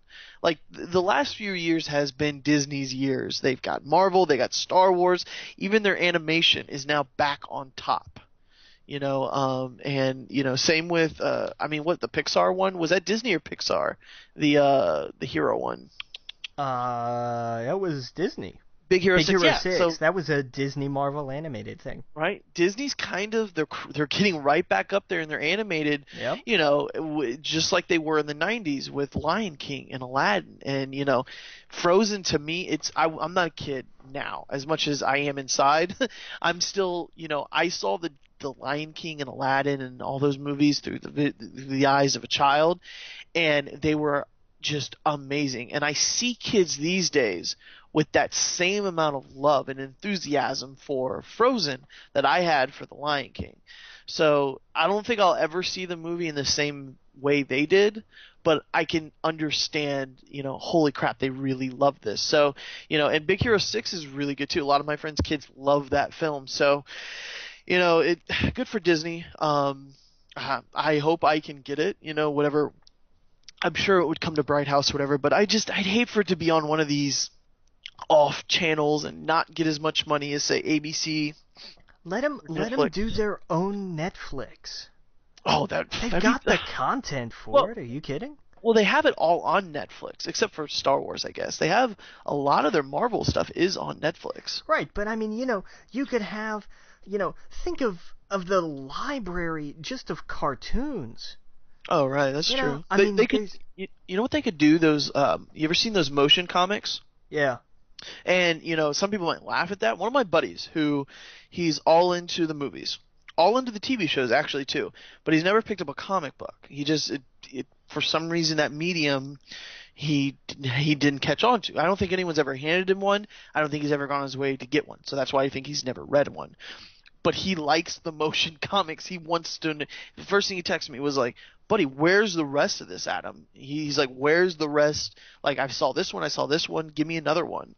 And then he was like, "Well, there's not any more." So he went and started watching the DC animated movies, which I was like, "You should have done that to begin with." but and he really liked those. Yeah. So, there's an audience there for it somewhere. So, if no one's read the X-Men run with Josh Whedon, it's on Netflix. You can watch that run as a motion comic. So, I don't know. It's interesting. I'm totally for anything Marvel or Star Wars. You got me with that. You had me at those two or three words, I guess. But yeah, man. So, all right. Well, so we talked about TV and movies enough. They were actually kind of our big news. We only have a little few. Actually, one thing I see here about video games. You want to take it? I do, because this really made me laugh. The Nintendo World Championships are returning 25 years later. And I couldn't believe when I saw this. I thought, sure.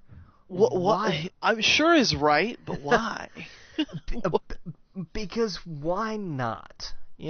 Right. Yeah, I don't even know what to say to this news. I know that the game is worth what, thousands upon thousands of dollars if you actually. The cartridges, the old NES cartridges go for like $13K, right. Easy. Right? But, yeah. Hey, I'm all for it. Yeah, no, it's cool. I mean, yeah, I don't know much. What is here? Winners from select Best Buy locations. They're doing tournaments in eight particular Best Buy locations, and then the winner from each of those tournaments will go to E3 to compete. And the three games they're using are the original Super Mario Brothers, Super Mario Brothers 3, and Dr. Mario. Those are going to be your high scoring games. Okay. So, I love that they're staying classic. I love that. That's Yeah. the best part of this. Yeah, no, that's awesome. That'd be cool to watch. But yeah, dude, that's totally out of left field. It it is. I It did is. see that did you don't play many PC games, do you? No. There's Hero of the Storms went into beta this week. And that's Blizzard's big MOBA. And I had a beta key about a month or two ago, never really played it. One of my buddies, actually he was one of the people that went to the wedding, is really into it. So I'm going to start playing that probably this week. And I'll talk about it next week because I mean, I've never really played a MOBA before. They've always kind of I'm such a weird person who plays video games. I love single player story driven games. Multiplayer games I can't really get into, but there's exceptions. Like I loved the Jedi Knight Outcast when I played it a long time ago because it got me in with Star Wars. I loved World of Warcraft because all my friends were playing it back in the day, and I still like it. Anytime there's an expansion that comes out, I buy the expansion, I play the expansion, and then I uninstall the game because there's nothing to do after I level basically to whatever. Because I don't do the after the rating, the things that just take hours and hours, and every single week it's like you got to sign up with your friends to do it. I don't do any of that. I just like to play the story because I like the lore of it, as silly as that sound. But I like story-driven games. So when Here's the Storm came about, I thought, I don't know about that. It looks like Gauntlet. It looks like an arena, and you have certain people on this side, certain people on that side, and you fight each other. And it never interests me at all. But it's Blizzard characters, and I love Blizzard's characters, so I want to give it a chance. So I'm going to try that this week, and I'll talk about it next week. Let you know what I thought of it. I saw that Destiny's second expansion dropped, the House of Wolves. Okay. And it didn't come with the raid like the other one did, but apparently it's got a lot of other stuff in it. I don't know much about it, but I'm going to be installing it as well this week, so I'll be able to talk about it next week. So this week with video games, it's going to be a lot of, hey, this is happening, and I'll tell you about it next week. Same with The Witcher 3. I was super busy with Chicago. I didn't get around to pre-ordering it or anything else, and this week I've just kind of been working. So I should be able to talk to you about that next week. I'm really looking forward to getting into The Witcher. Have you played the first or second one? No, I never have. Okay, and what I heard is you don't. What I heard is this is, they even took the number 3 off of it on the box art. It's just like 3 slashes, kind of like as an artsy way to say this is 3 if you really know, but if you don't, it doesn't matter because it's just called The Witcher, the Wild Hunt. Okay. But everything I've heard so far is the only complaint I've heard from anyone was that in the trailers for the game, even in the gameplay trailers, it looks a million times nicer than what it does in the actual game. But this is not news to anyone who's played video games in the last 10 years because that's what they do. They put these trailers out there that look fucking fantastic, but then when it comes after, that's just a trailer. But then after hours of them game testing and everything else, it gets dumbed down, especially for the console versions, not the PC versions. But if that's the only, because that's the only complaint I've seen, if that's the only thing that people come away with, that it's not as visually stunning, I'll be okay. Hey, as long as it's a good story, as long as there's a lot of story and it seems meaty as hell, I'm in. And There you so go. I'm really looking forward to that. Usually every week I go and I do something. I'll go see my grandparents. I'll do whatever. This weekend for me is kind of cut short because I have to work over the weekend. So I'm kind of looking forward to it. I got a day by myself. So far, no one's tried to make plans with me. No one's tried to do anything. So I think I'm just going to kind of relax and get in some Witcher and stuff. So yeah, I'll talk about that next week. I just wanted to mention that because those are some of the other things that dropped this week with Destiny and whatnot. There you go. Sounds like a plan.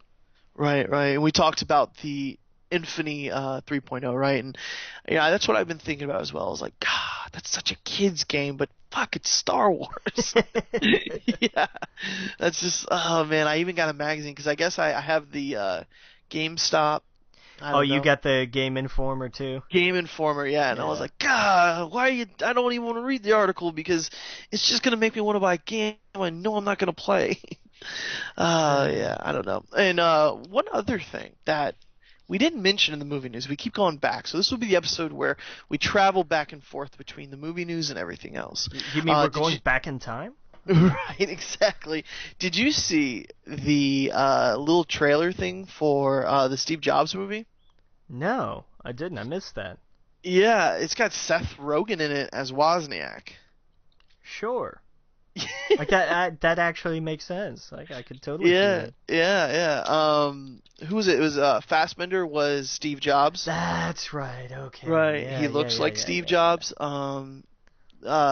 Rogen, I mean, I guess he kind of Wozniak looks a little bit different, but whatever.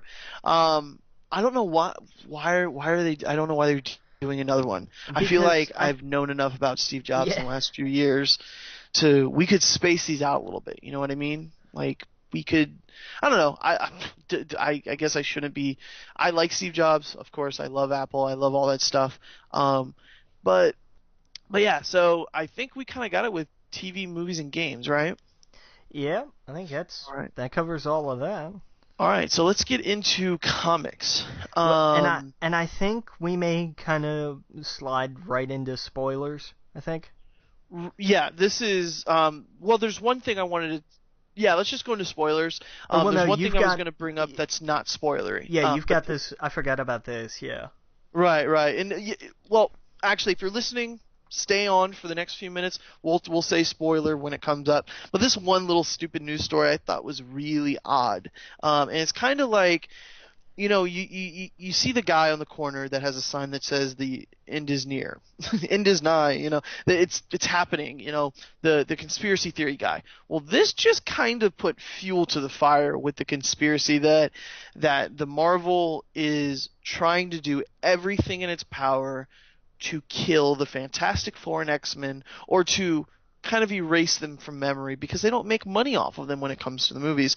And so I guess what happened is 2 shirts have been made from Marvel recently, and they all kind of do with the Secret Wars. One of them is here. Let me see. It says Marvel Heroes, and they took here. Let me pull it up real fast. They took out. Hold on, give me 2 seconds. Yeah, okay. So it says Marvel Superheroes, Secret Wars. It was the original Secret Wars. Right. It was the famous cover with the Spider-Man's black costume. Right. No. There's 2 of them. That's the second one. The first one. There's another one. Right. Yeah. The first one had Cyclops in it, and they even took out Captain Marvel because I guess they didn't want to confuse it with the new Captain Marvel. Okay, and they replaced enough. Captain Marvel with Luke Cage on the cover of this.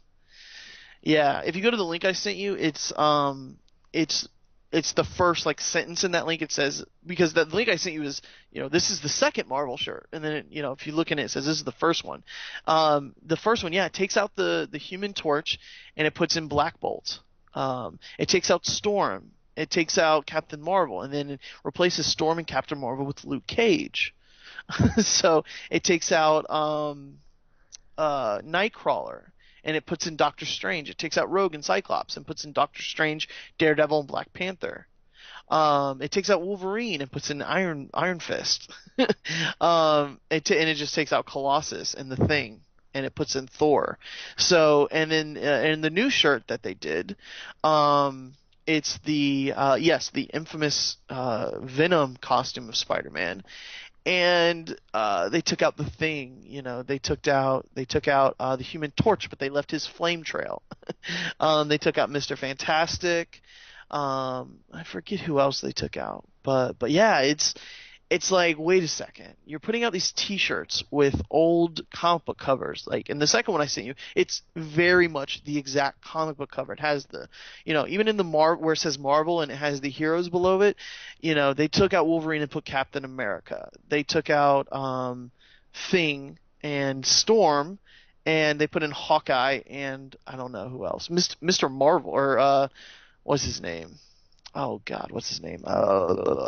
Marvel Man, isn't it? What is he? Oh, Power Man? No. No, isn't it? No, because Power Man's Luke Cage, isn't it? Wonder Man. Thank you. Wonder Man. That's it. Yeah. Which he wasn't even in Secret Wars. Like, this is kind of scary. This is kind of a red herring that I'm really afraid what's going to happen after Secret Wars. If they can't, because we'll get into Secret Wars. The Fantastic Four and Doctor Doom have a lot to do with Secret Wars. And I swear to God, if after Secret Wars they somehow put X-Men and Fantastic Four to the side, I'm going to be furious. Because those, I mean, I love X-Men. I don't have that much love for the Fantastic Four, but they are classic. They are the first family of comics. They are what made Marvel huge before a lot of these other characters made them a lot of money. And I don't know, to me it's a little screwed up. Someone, I don't know about you, but I read some articles a while ago that I forgot who the editor was, came into the Marvel Studios and said, or the comic, where they do the comics, and said, take everything Fantastic Four down, take everything X-Men down. We're not going to promote these movies at all, especially Fantastic Four, because what they heard about what they were going to do to it, and that's kind of a shame, because I think these two things should and can exist on their own. I don't think they should.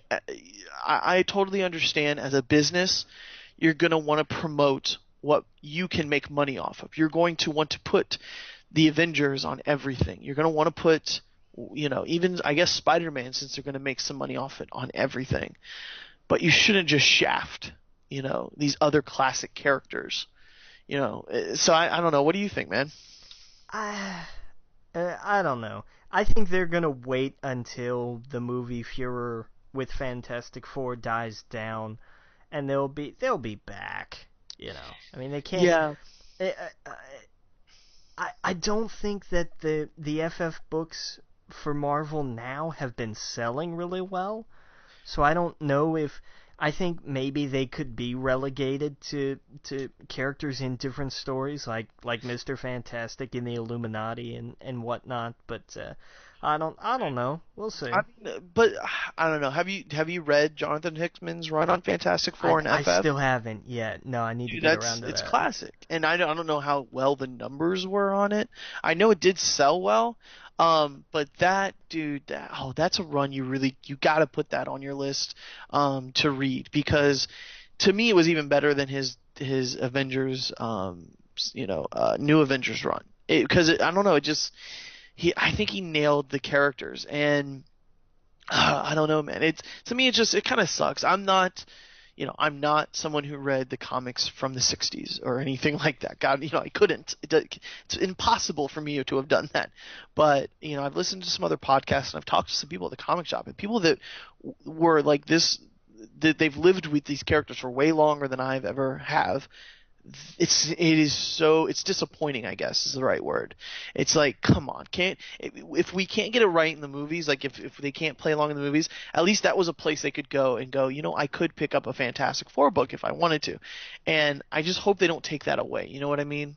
Yeah. I don't think they could afford to do that with X-Men, because X-Men is still a big seller.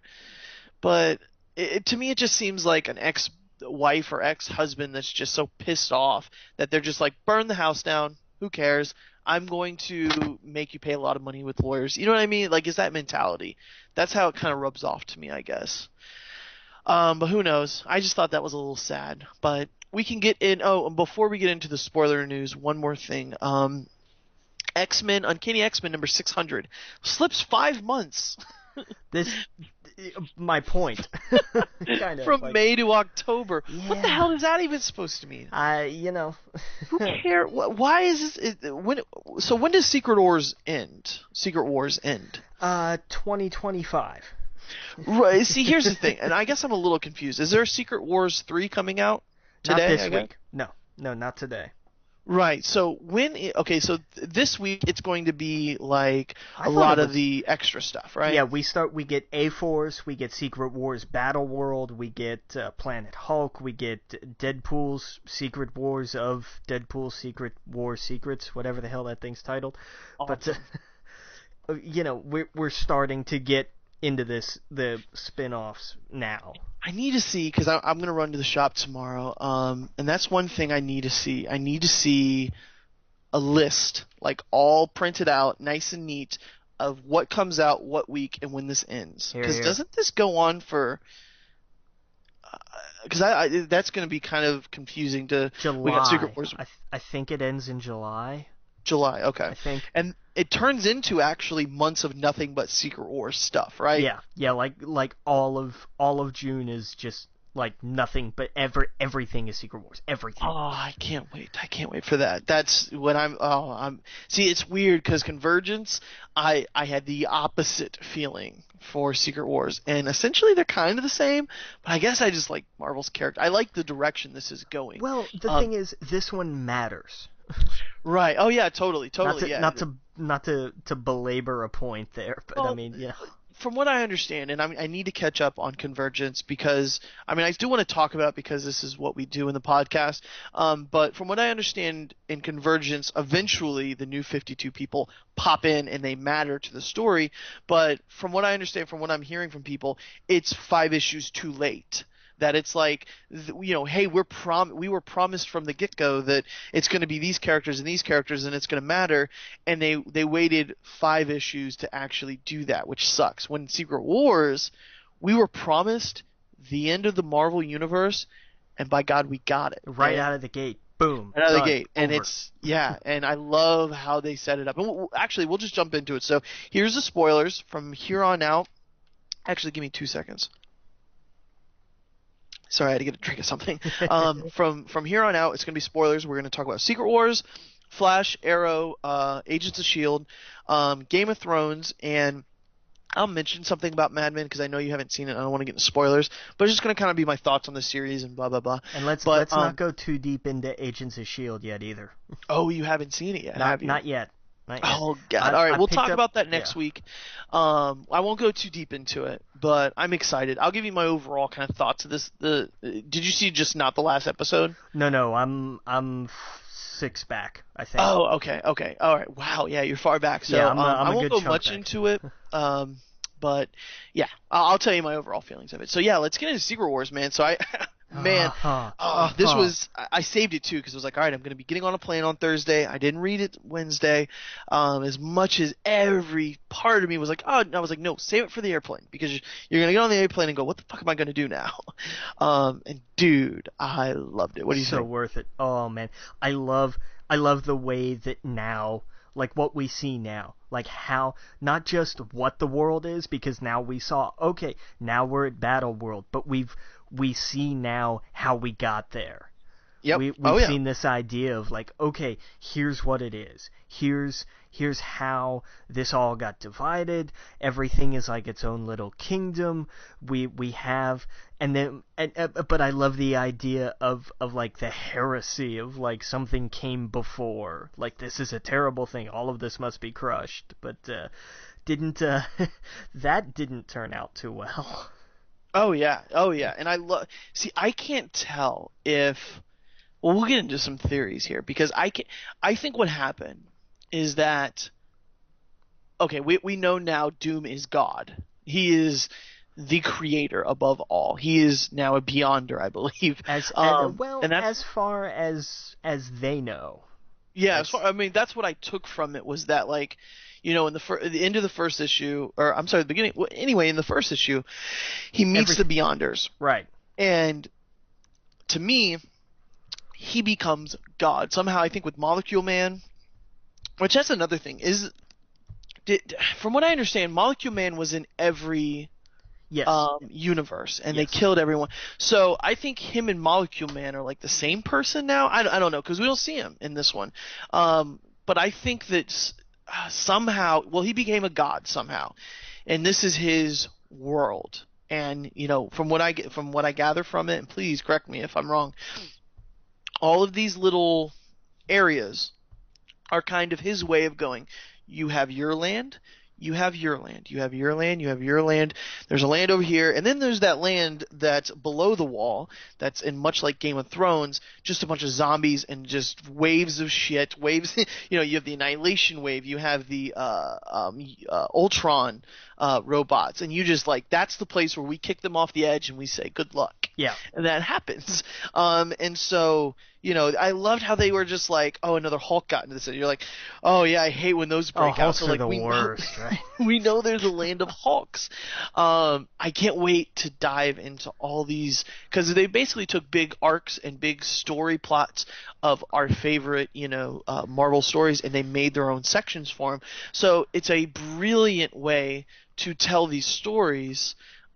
Where Convergence was just like we took these cities from your favorite places and we put domes over them, and I guess that makes sense. These are essentially the same stories, but for some reason I am just loving the Marvel stuff. And well, because there's interaction here. Right. This isn't like, hey, we took a bunch of these and we just kind of stuck them here. No, it's a world. Each of these is their own country. They interact. You're absolutely right. Yeah. And what I think they did is Doom created this thing, and it's who knows how long it's existed. It's probably been for who knows how many generations. I think that the people that were in that ship were in a stasis or something there, and I think they say that of some sort. Yeah, where they're and then like and when that door opens, bam, they were there for thousands and thousands of years, and now they're awakened.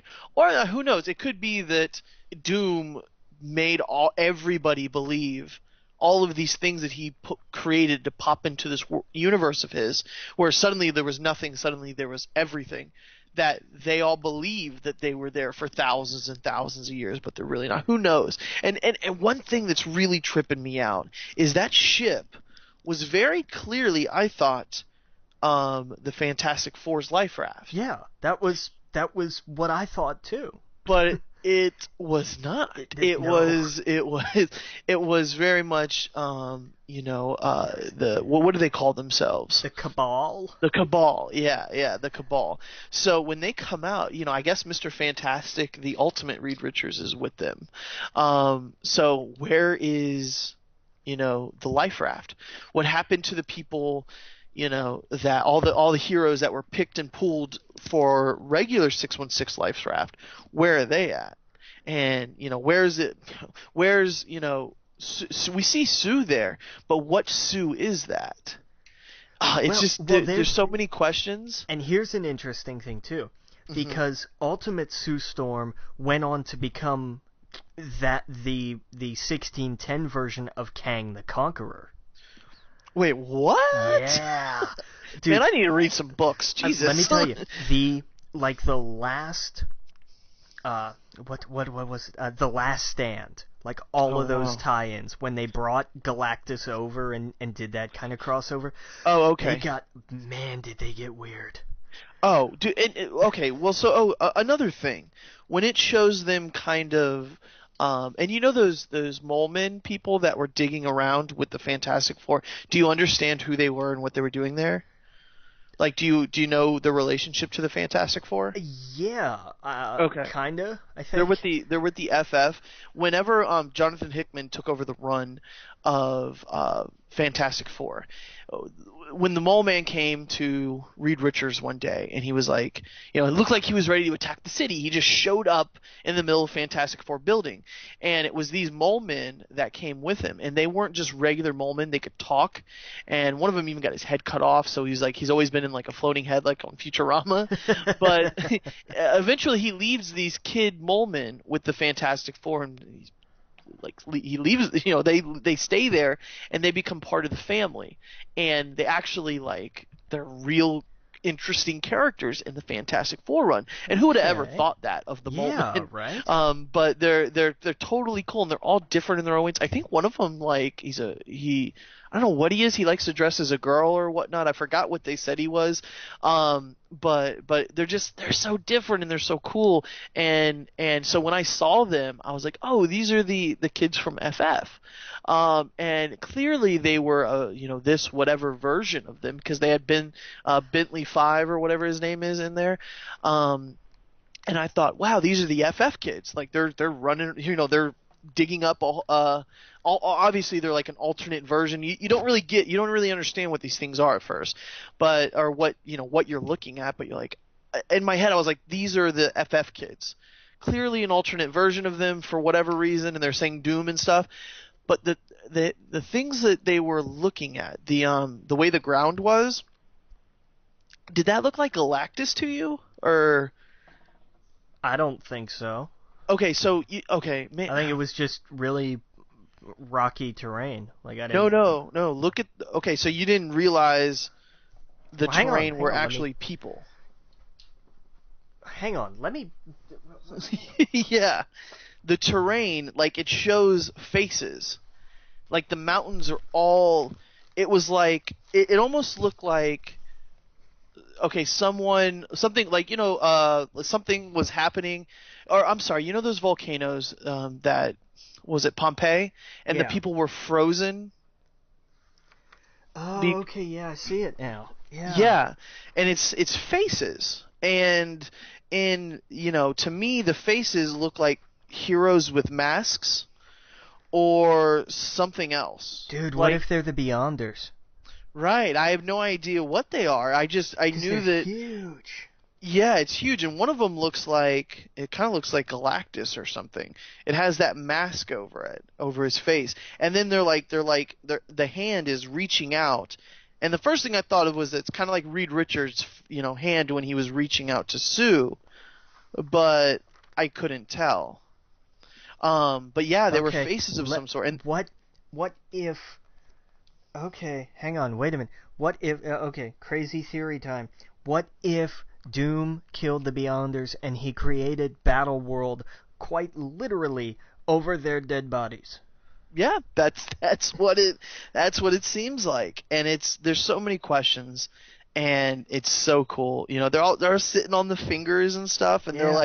they're like clearly this is not naturally made. And you see when they go through the lake how on the other side it's a flat world. Yeah. They go right through and they're like, oh, I'm right here. So this is like the other side of the world. You know how you have Battle World and it's one flat map? This to me is the other side. And it's Yeah. like this was all built on whatever happened on the other side. And so, they call it the schism. There's we could go into this. Like Doctor Strange calls it the schism. And of course, Doctor Strange is right there with Doctor Doom because he was literally right next to him when all of this went down. Yeah. And my thought was, where's Molecule Man? I think Doctor Doom and Molecule Man became one. I mean, that's my theory at least. I have no idea. I thought this was a very smart way to tell, you're taking the point of view of this new Thor. Kind of, you don't know much about this world, you've only heard rumors and whatnot, and you're being introduced to all these characters, you're being introduced to how the world works. And, and then you get this like, oh, we have another schism, we have another event that we need to take care of. And, it's weird because it's kind of like, they kind of make you think about religion in a way, like how they're like, oh, there's this thing that's going to test everyone's beliefs, and they're like, we've heard that before, we've seen that before. He's like, no, this is actually a physical thing, we really need to go check it out. And so this is something that could untangle everything that we've built if people believe that there's anything other than doom. And oh man, just what a cool way to jump into this story. I think issue 1 and issue 2, we waited 2 weeks to read it, but reading it together, it's amazing. This whole thing, I think this is going to be one of those things that I'm going to get as an omnibus. I can tell yeah. right off the bat. Oh man, are you kidding? Right. Yeah, 2 issues in. This is like I got the only other omnibus I have. Well, I have 2 of them. I have a Silver Surfer one that I bought on a whim years ago because I really like the Silver Surfer. And little did I realize that it was the original run of the Silver Surfer, and it wasn't that good. But I still like it. It's cool to have. But the one that I really love that I own is the Ultimate Spider-Man. And it's God, I don't know, it's like the first 25 issues, and they're just gold. Oh man, are they? Yeah. Every once in a while I'll go back and reread it, and that's what makes me want to go and read, Ultimate X-Men, Ultimates, and I actually now really want to read Ultimate Fantastic Four, because I don't know. It's interesting. Like Yeah, you wind up with a lot of loose threads because I think yeah, it got canceled. As happens, and it's like, oh, we didn't tie these things up, and then that bleeds into Ultimate Enemy, and then not the last stand, Divided We Fall, yeah. because that's where Reed Richards creates the city that Right. you see in a lot of the lead up to this and everything. Well, And see, that's that's yeah. where I kind of fell off because I don't know how Ultimate Fantastic Four, Reed Richards turned into what he was. It, I remember reading a few issues of Ultimate Fantastic Four, and that's it. yeah. I remember, I don't know how many runs I read, but I shouldn't say a few issues. I read some, but I forgot how it ended. And I remember Galactus, or the way they spelled it, it was funny. It was like, robot. But then Yeah. I don't remember anything after that. And then I remember him in Ultimates, and I'm like, wait a second, how is he? Whoa, what happened? So I don't know. I want to go check that out. But yeah, dude, like I'm looking at this battle world, and like I can't wait to read these stories. I'm gonna get all of them because I'm gonna go broke. But but man, like this is something that I'm definitely gonna want to collect as a big thing, as an omnibus. I'm sure what they'll do is they'll break it up into three omnibuses. The way they're doing the series, they're breaking it up into three different parts. With what is it? It's Battle World, it's Secret Wars, Battle World, and War Zones is the other War one. Yeah. Zones. Yeah. So I totally see them breaking the series up into those three. But yeah, so I need like I know they have the map, but that doesn't really help. I mean that's cool and all, but I want like here's when this issue comes out, this is when this issue comes out Yeah. every week. I found Galactus, by the way. Okay. Yeah. He's standing in front of Castle Doom. Right, yeah, no, I Yeah. did I see was that like, Galactus with the flames and whatnot, yeah. but the mask and that sand thing, that sand doom thingy, I was like, who is that? Is that it's not it looks like Galactus, but you're right, maybe it's a Beyonder, maybe it's a Beyonder dying, and Doom taking it over, but this kind of harkens back to what I was saying, I think last week, that Doom is the big bad guy of the Marvel universe. That most people they think of, now they think of Thanos. Thanos, right? Because Avengers are now the forefront of everything Marvel. And granted, Thanos has always been huge with Infinity Gauntlet and stuff like that, Infinity Wars. But Doctor Doom, the people who read it, like the older readers, they all tell me Doctor Doom is the main, in their head, he's the main bad guy. So it's cool. I'm totally into it. And this, I can't wait to see what happens in this and what's next. I can't wait to dive into all this in the next few weeks, and then, I'm sure afterwards we'll do a Secret Wars episode all by itself. Oh Like, yeah. Oh man, at least one. We're gonna yeah, have to.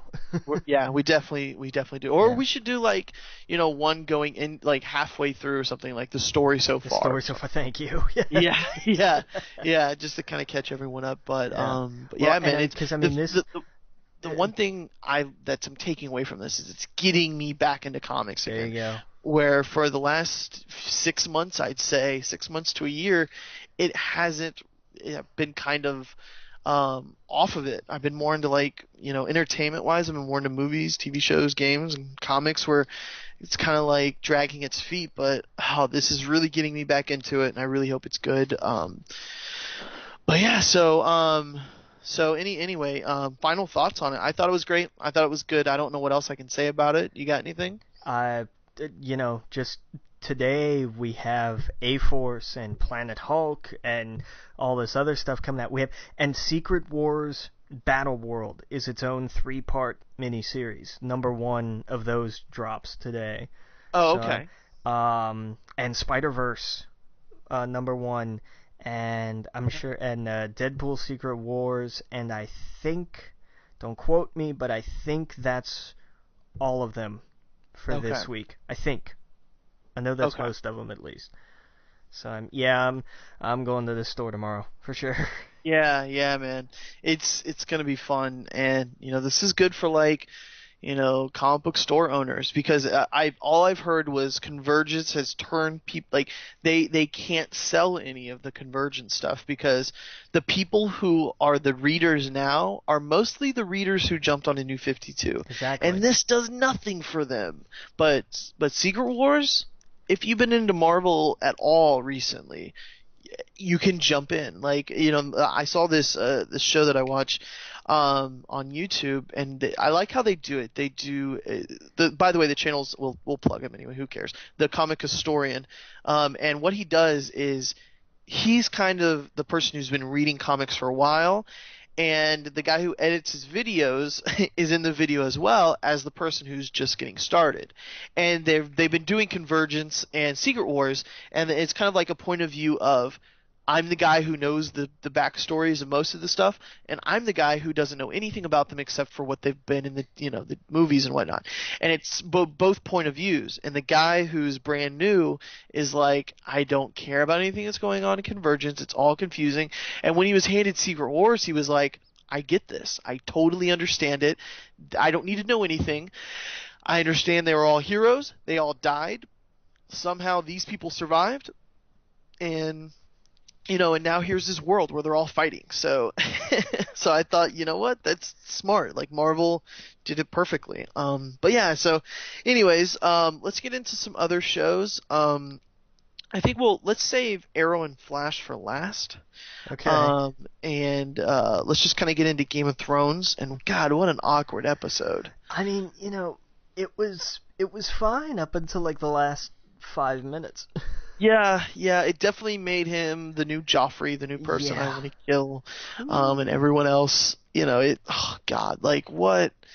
I mean, I guess we kind of knew that was going to happen eventually, because that guy's just fucking psychotic. The second, they're like, oh, you're gonna get married and whatever, I was like, oh, what? This is gonna be horrible for her. Like, what is Littlefinger thinking? Just dropping her off? I don't know. To me, it made me really, really uncomfortable, and it made me go like... I think he underestimated just how completely around the bend this guy is. Right. I don't think he had a clue, really. I just hope Stannis just fucking murders all of them, takes them all out. Here's an interesting thing, because this is not a story in the books. Oh, really? Yeah, this is not a thing in the book. So I'm with everybody else on this one. Like, I don't know what's going to happen. I don't know where this is going to go. If it's not a story on the books, why did they do that? Because my first thought was, this must have been really important in the books that they couldn't get around it. Not in the books at all. Now it's like, it makes more sense with the show that they've got. I know, but there's just, I guess, things like that. I can take violence as much as anyone else, I mean, even with scenes like that, it was just so in your face. They didn't need to show it. You just needed to show Greyjoy's reaction. Yeah. Like, I hope it's Greyjoy that ends his life. As much as Theon was just I'm sorry, I shouldn't cuss so much, but he was a dick. Like, I hope he murders this guy. To make him watch, like, it's man. And that's, and I understand why people are getting turned off, because, oh, this is awful, this was horrible, this crossed the line. I'm like, yes, but remember who did this. It was a horrible, awful, terrible person. That's the point. Like, it went too far. I'm like, oh no, that ship sailed. That ship sailed a long time ago. I don't know. I don't know, man. I think that is the scene that... how do I put this? I understand why people are like, okay, I'm good. Like, I didn't need to see that. No, like, I do too, but I think if you can't... we had this scene that was literally over Joffrey's dead body. That's where the line was. That was where we went past the line. Yeah. I think that what was... do you mean over... No. See, I took that scene nothing like this. I don't think that was much of as a rape scene as... I mean, of course, she was like, no, not here. But I don't know. I didn't see that as... I didn't see that as much as this. This was like, she's a virgin, wants absolutely nothing to do with him, where those other people were always romantically involved. It was Well, fucked but up what they hey, did, but I don't think it was on the same level. You know. well, nah, man, I disagree. I don't think that disqualifies.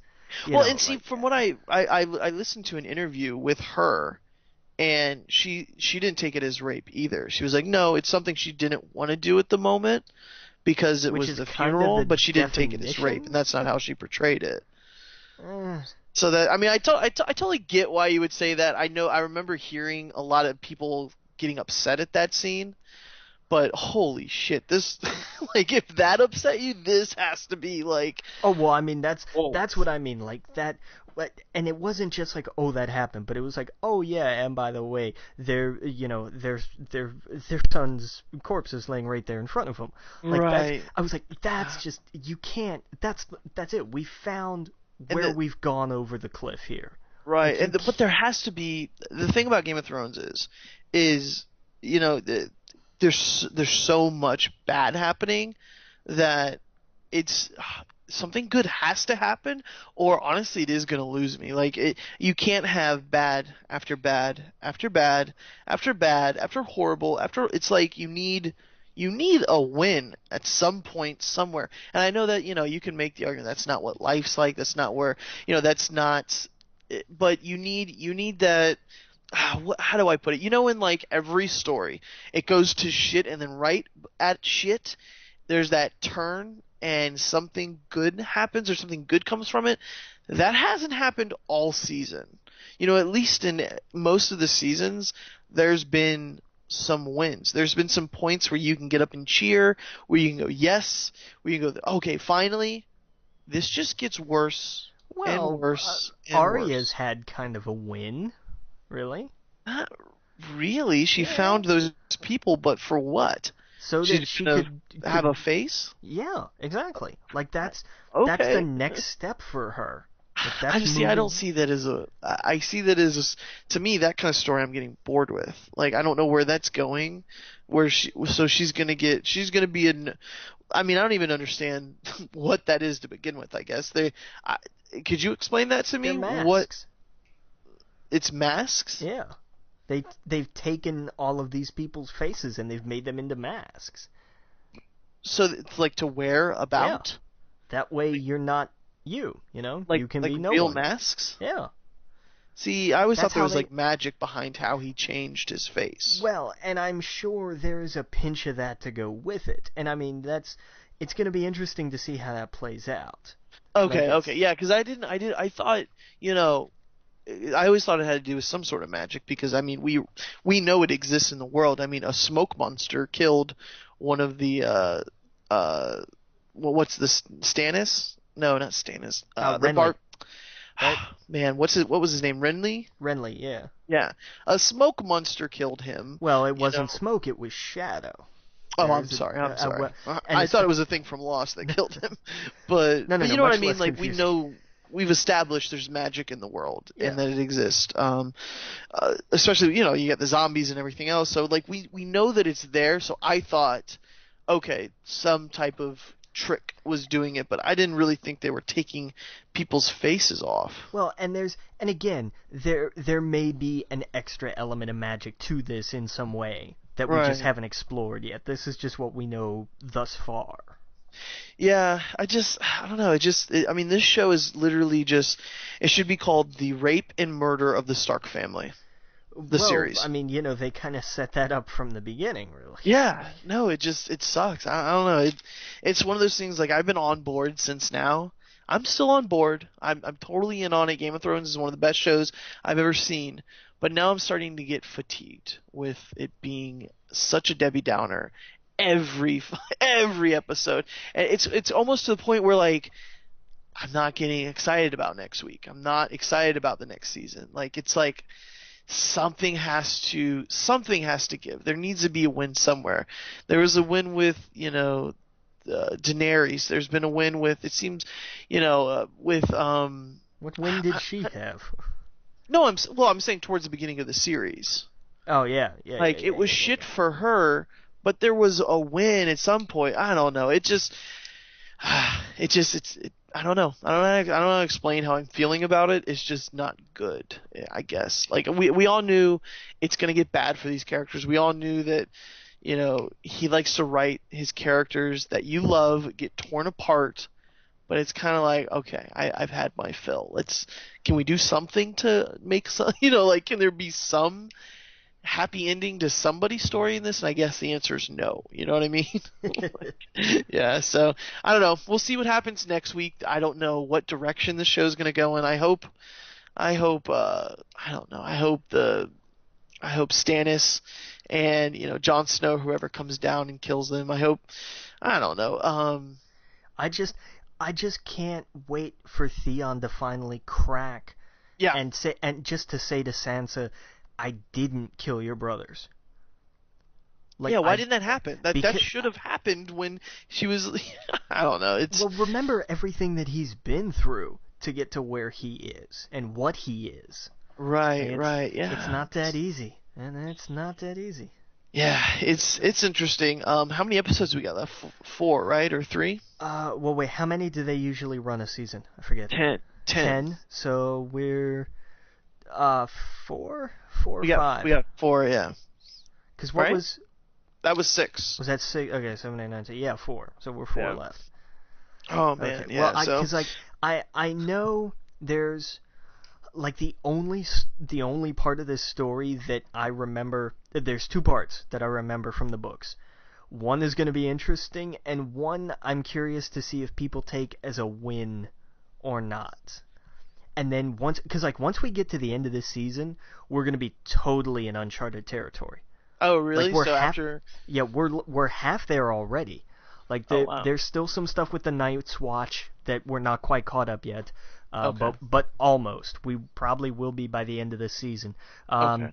Arya's story, we're pretty well caught up. Daenerys has a little bit yet to run before we're caught up, but that'll be by the end of the season for sure. The thing with Sansa is new. It's its own thing. And then what's going on in King's Landing has some of the elements are very new, but they're building towards where they are in the book. So by the end of this season, for sure, we're gonna be caught up, and then some. Oh yeah, like that's kind of interesting. What's happening there? Like you see her, like Cersei, just like, oh shit. Oh, I'm excited to see how people react to what happens down there. Right, because just when you thought that maybe her power was gone or that she had no sway, it's like, whoa, wait a second. She found it. She found a way. She found it, and that little smirk she has every time. I'm like, what the? I don't know. It's to me, at the beginning of the show, there's very clear enemies. Now it's like they've turned it so much so that there's no good in the south, there's no good in the north. Honestly, the only people I'm rooting for are what's left of the Stark family. Daenerys, and that's about it. Huh? Oh, come on, you got to root for Tyrion. Well, yeah. But I'm trying to. Yeah, exactly. No, I'm obviously him, but I'm just trying to think of anything else. Like, I mean, I don't know. I don't see. I don't know. Oh, wait a second. Isn't what's her name of Tarth, hanging right outside where more or less, yeah, Sansa is. So, maybe she'll come in and fuck that guy's world up. This is, I don't know. We'll see. I hope there's some wins. If there's some wins, they'll get me back really into it and excited as I was before. But it just left me so uncomfortable, I guess. It definitely, and that, I guess, that's the point it was supposed to make. That's how it's supposed to make me feel. You know what I mean? Yeah. Yeah, so if that was their goal, God bless them, they did it. But yeah, okay, so let's get into the last 2, Arrow and Flash. Man, what do you think? Let's start with Arrow, because okay. I'm going to do like 4 hours just on the Flash. So. All right. Yeah, I thought Arrow was good. Gotta refresh my memory because I watched it before I watched a lot of other things. Yeah. But to me, Wait, which one? Okay, yeah.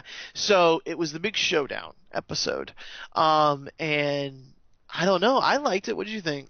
I loved it, and I love the introduction of Damien Dark. Like Wait, that was a great setup, just in wait. name only. But Damien Dark. What he was the guy that was it the guy that was funding or no wait. he was the guy they were gonna trade to Raish. Okay, He was Raish's biggest like rival of sorts. that's who that guy was. Yeah. Okay, yeah, that's right. He runs what's Hive, I think, is the group that he runs. So it's Okay. kind of like they've set that up. That's going to be next season, I think. Yeah, The way they dropped that. it's got to be Vandal Savage then, right? No. Right? No, Vandal Savage isn't that who am I thinking of? I I don't know, man. Yeah, no, Vandal Savage. I don't know. I thought he had a lot to do with Hive. I don't think so. Could be wrong. Yeah, I'm probably wrong. But but yeah. So, yeah, no, dude. I thought it was kind of the perfect way. I loved, how she came in at the end in the Atom suit. Yeah, that was awesome. That Right. was really cool. That was probably my favorite moment. They shot him. They're like, "There's two guys fighting with swords on the bridge." I was like, "Oh, that's kind of ridiculous." But yeah, I liked how he won. He beat he beat Ra's al Ghul and took over that. And of course, Momentarily. right, yeah, momentarily. And what's his? My brain's mush tonight. But what's his face? The guy took over. Malcolm Merlin. Yeah. Malcolm Merlin, yeah, took over. He is the Wow, new Ra's why is al my Ghul. mind going blank right now? It's too late. But yeah, he's now the new leader. So it's, guy, I thought that was cool. What do you think's going to happen to Arrow after this? I, I don't know. First, we have to pick up the pieces of Ray Palmer. Right, yeah, that's true. The thing is, they kind of spoiled what happens to him in the trailer for the For Legends. Legends, yeah. Well, I mean, we all already knew he was gonna be fine and whatnot, but like, Right, yeah, no, totally. I thought that could have been handled differently, I think. I think they should have not mentioned that in the trailer. yeah. Kind of like how they're not mentioning how, now, well, she's White White Canary. Canary. Yeah, it's like, Yeah. wait, hang on. What? Back up. Yeah. Yeah, exactly. And so, yeah, I thought that was cool. Let's see here.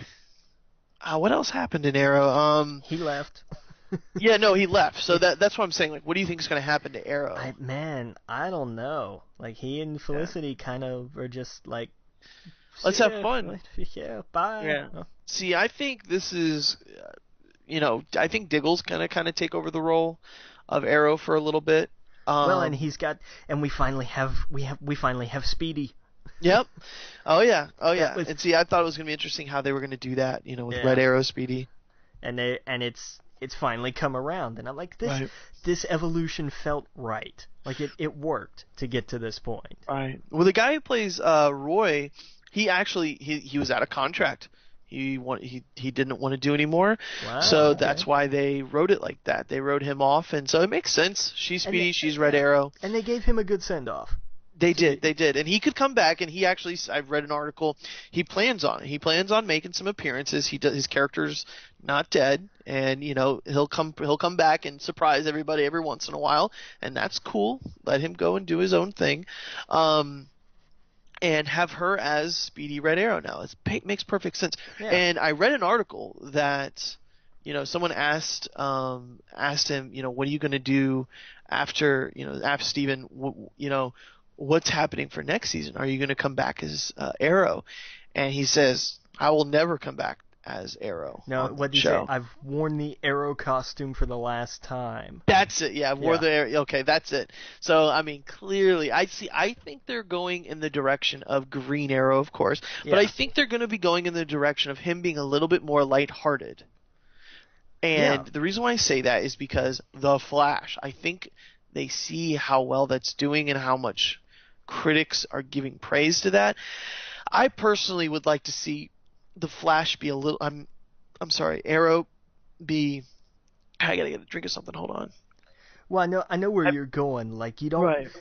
let him keep kind of grounded still, but Yes. they could stand to lighten up a little. Yeah, I want him to absorb a little bit more of Oliver Queen from the comics. Yeah. Because Oliver Queen has always been kind of witty and a little bit more fun and, a little bit. I mean, I get it. People like Arrow how he is now, especially people who've never picked up a comic. They don't know any different, so it doesn't matter to them. But, this whole lifestyle of him having fun with Felicity, I hope that just makes it a little bit more of an enjoyable person instead of brooding. But then again, one of my favorite parts of the whole season was in this last episode where he goes, "My name is Oliver Queen," which they should have left out of the trailer. Yes, that was. Yeah, but that scene, how deep his voice got, how mad he got, I was like, yes, there you go. No, he's back. Yeah. How could you leave all your friends to die? Of course they're not all gonna die, but yeah. So anyway, I think he's gonna come back as Green Arrow, and I hope they title the show that. That would be cool because they've kind of over season after season they've progressed to this now. And who knows what's going to happen now? Now they're going to have the Legends, they're going to have Flash, they're going to have Arrow, and I mean they've hinted at Green Arrow somehow being in this universe. I hope. Oh man, could you imagine if how this season was kind of like the Atom and the League. It's kind of been their season heavily. The League's always kind of been in it, Yeah. but this has kind of been like where they were showcased. Like you said, Hive, I guess, would be next season. I hope that somehow the Green Lantern is involved in some way. I think it would be cool. And I love the rumor that I heard that John Diggle could be was John Stewart. Yeah. That if he's John Stewart Diggle, oh man, come on. I would lose my head. I would go through the ceiling in a heartbeat. Like yeah. Because I think they hinted at that. Because in this season, the more we talk about, the more it refreshes my memories. When that he dropped I'm not a superhero. It's like, oh, but you could be.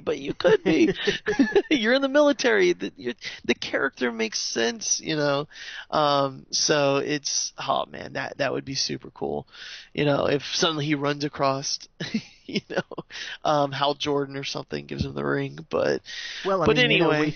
We know that Ferris Air closed after one of their test pilots disappeared. So right, exactly, and it was cool. I liked it. I definitely loved the Flash's season finale a lot more. Oh man, Arrow's dragged a little bit, and I need to rewatch it honestly because I think I just got off the plane. I couldn't sleep, so I watched it, and I got most of it. Of course, I got all the major stuff, but.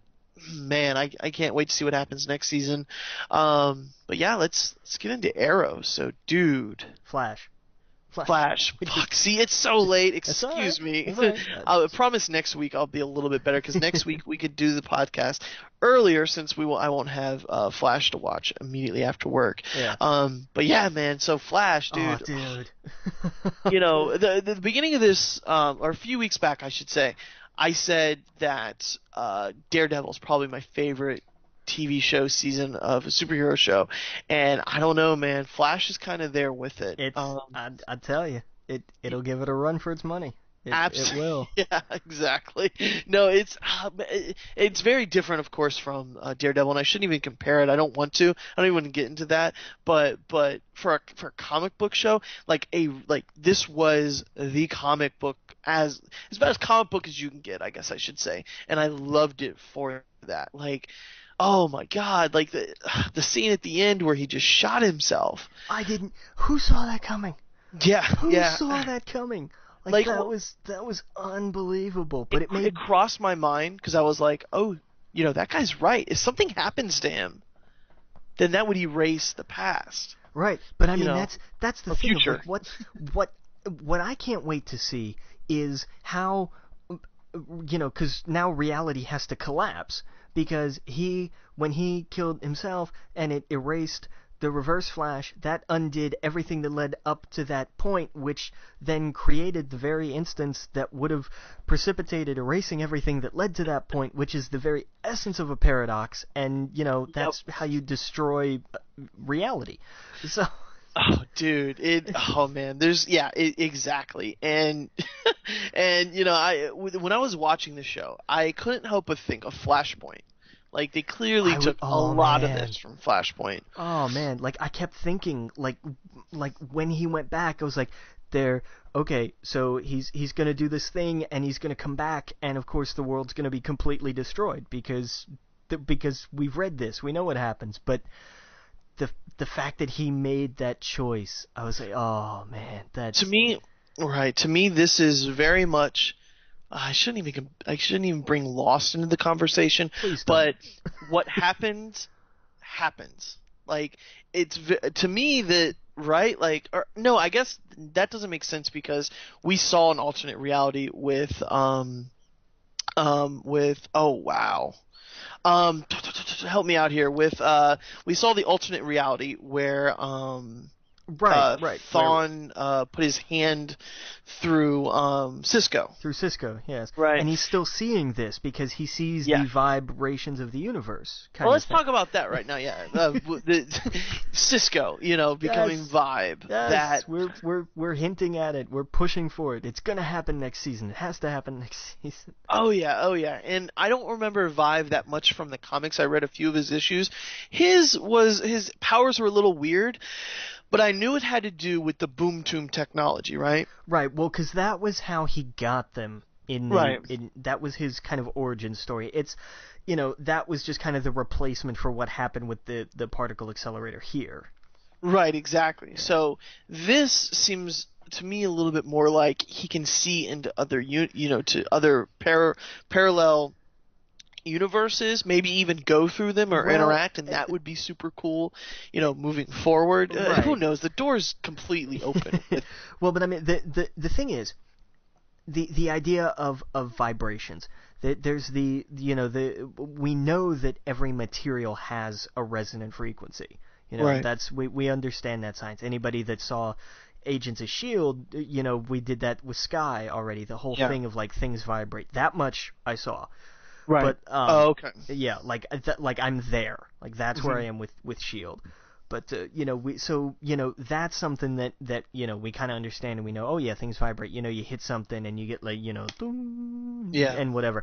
But there's a higher physics kind of idea to that. We know that's how Barry phases through things. Like he has to vibrate at exactly that frequency and so on. And so there's a whole different kind of world that pun slightly intended, that kind of opens up with that kind of power. And I was as excited for that as I was to see, like, as he's tapping into the Speed Force and he's seeing, it's the past, the present, the future, and things that might be and things that could be, and we got a glimpse at Legends, but we got a glimpse of Killer Frost. And yes, we did. Oh, I have to rewatch that now. Yes, you do. It was very brief. It's like it's there and it's gone. But I saw that and I was like, oh, they went there. I hope they go there. Like oh man. Wow, I didn't see that. Yes, it's there. It's in like the scene. I'm looking at a picture of it now. Yes. It's wow. there. It was there, and I managed to stay on the couch until the hat came through the wormhole. Oh, wow. I leapt off the couch. I almost cleared the table in front of me when I saw that helmet. Oh, man. Yeah, dude, my buddy was asking me about that, and I'm like, oh, yes, that's the Flash. That's the old one. And I loved the way they addressed it. It wasn't like, what is that? Oh, it's a thing. He looked down and he's like, that's my cue to leave. I was like, there are more Flashes. This confirms it, man. We're gonna have Jay. We're gonna have Wally. We're gonna have. Yeah, this Flash show is a fanboy's dream. It is. Come true. And it's balanced so well. Yep. Like it's not just pure fan service. It works. Yep. And that's what's awesome. And I have to do this. This is my next project. I'm going to make a YouTube video, which is just a compilation of clips of every Geek reference that Cisco made this season. Oh Jesus! Well, good luck, man. I have to, because I mean, as soon as we got to, when it's like, okay, and if it doesn't stabilize, then we have a singularity and it's going to destroy the planet, and it cut to Cisco. So long and thanks for all the fish. Right, like, yeah, the Hitchhiker's Guide, right? Yeah, I was like, you can't top that. You can't top that. Well, Barry, may the Speed Force be with you. I was like, I'm done. I'm so done.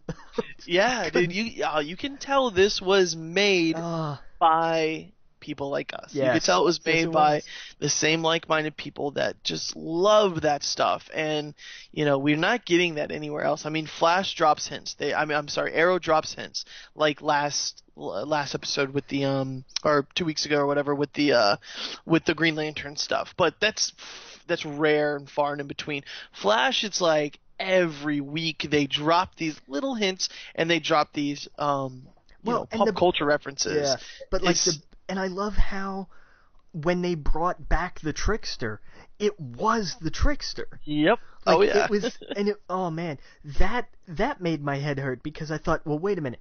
He was the Trickster back when the guy who's the Flash's dad in this show was the Flash in that show, and like that gave me a headache. Oh yeah. Because I'm thinking, what else is connected? What other timelines might have slightly skewed, to get to where we are now? Is it all connected? Like, what else are we gonna see? Oh man. And dude, this is one season. Yes.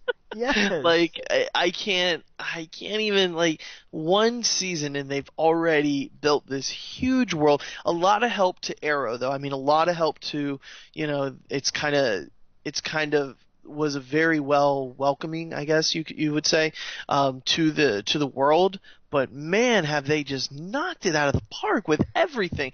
Like, yeah, dude, the flashes and stuff, and I think you see a statue of the Flash, in it, and it's what else was there? There was something else. No, I think you got it with the hat. And there was something. When that helmet came through, I've never had something that wasn't like a sporting event where I've jumped up out of excitement. But when I saw that hat, man, I went over, like, I sit on the couch and I've got like my TV tray in front of me with the laptop on it and stuff, and like I cleared the tray. Yeah. I was like, that was just, I couldn't believe it. And then they acknowledged it. It wasn't just like, oh, what is that? It was like, this is a thing that exists, and I know what this means. And I know what this means because I know that he knows what this means what this means. And like, oh man. I couldn't, because that blows open the doors for everything else. Yeah, like it now, totally does. Not just that we have a Speed Force, we have a Flash and a Reverse Flash, but we have this relic of, what is this? Oh, I know what that is. That means there's more coming for me. And like that means there's a family. Yeah, exactly. And it totally, I thought, the whole thing with Eddie too, like, it really made me think, okay, if they end up becoming in a relationship, it might end, the Reverse Flash. And it did, I gotta admit, it did make me think a little bit, if he died, then, this whole season, whenever they've been in a room together, or whenever, like, he killed everybody, but he left Eddie alive. And of course we knew down the road the reason why. He's not going to kill his ancestor; he would die, or his great great grandfather. Right. So towards the end, when he shoots himself, I'm just like, oh, and it actually made me really like his character. I have to give. I can't remember the actor's name, but I have to give him massive props for this episode. Yeah, Rick Corsnett. Thank you. Yep, probably mispronouncing it, but yeah. Yeah, but just it was fantastic to see, like, how they kind of set it up, in the sense of like when he was talking with the professor and was giving him this ridiculous, like, seriously meta speech. Yeah. Of like, here's, this is, you can make the, you're the one that's unaccounted for. You get to make the choices, blah, blah, blah. Everything is a choice. And they, and so he, he's going to take charge. And I like decisive Eddie. We haven't seen him much throughout the season, but I mean, even before he knew who the Flash was and everything, Eddie was a tertiary character at best for most of this season. But when he stepped up and he's like, I'm going to do a thing, and I mean, you know, I'm committed to this, and I'm going to do this, and I'm making this a decision. Like, I liked him, and I wanted to see more of him. And they showcased that. Like, he's going to step up, and he's going to say, you know, screw Destiny, screw, you know, this guy. I loved it. What, a guy with a newspaper showed up and showed you this? I have, what was the... I have a Boss of the Year cup. Yeah, I love that. I was like, that's exactly. There's, you know, you make the choice. Just because this is what it says doesn't mean it means nothing. So he's going to step up and he's going to make the choice. And it worked. And I was like, okay, now I want to see more of this. And then the next time he decides to step up and make a choice, I mean, yeah, it was a choice that in a sense worked, but the consequences are going to be beyond catastrophic. Yeah. Like but yeah, I mean, seriously, everybody in this episode was fantastic. Everybody that was really given something. Because Caitlin didn't really have a lot to do, and I felt kind of it kind of sucked that she kind of got pushed to the side when it came to the writing. Because, I mean, everybody else had great scenes. Joe had great scenes. Eddie, Iris, you know, Cisco, both halves of Firestorm were tremendous. Oh yeah. But I mean, everybody carried that finale. I mean, this was as much the writing as it was the actors, and kudos to all of them for just knocking it out of the park. Oh yeah, totally. And you know what? The one thing, Firestorm, the young kid, or you know, instead of the old guy, he I didn't see him in the Legends trailer at all. Are they going to try and like separate the characters until they come together, or I don't know. Yeah, because I don't remember seeing him in the Legends thing. I guess. That's interesting. Yeah. So I'm curious how they're gonna do that. But yeah, dude, you nailed it. I don't even know what I could add to that. I'm totally in. One thing I want to do though is I definitely want to go back and read some of the major Flash stories over the years. I don't know where I'm gonna start. I'm sure I can go online and find out. I have Flashpoint. I picked that up on Free Comic Book Day. It came with because I got so much stuff. They gave me like 2 free graphic novels. There you go. And it wasn't my choice. They were like, if you get this amount of stuff, you get this graphic novel. If you get this amount, you get this one. And Flashpoint was one of them. And I loved Flashpoint. I thought it was great. And this episode totally reminded me of it. You know, when he goes back to the past, and you could tell the future Barry was like, no, you don't do this. Yeah. Oh yeah. Man. Yeah. And to think, what does that have to do, like as an actor, to think, okay, what I have to do is be so dead set on this one thing, and then to see a future version of me tell me no. Like, what kind of head trip is that?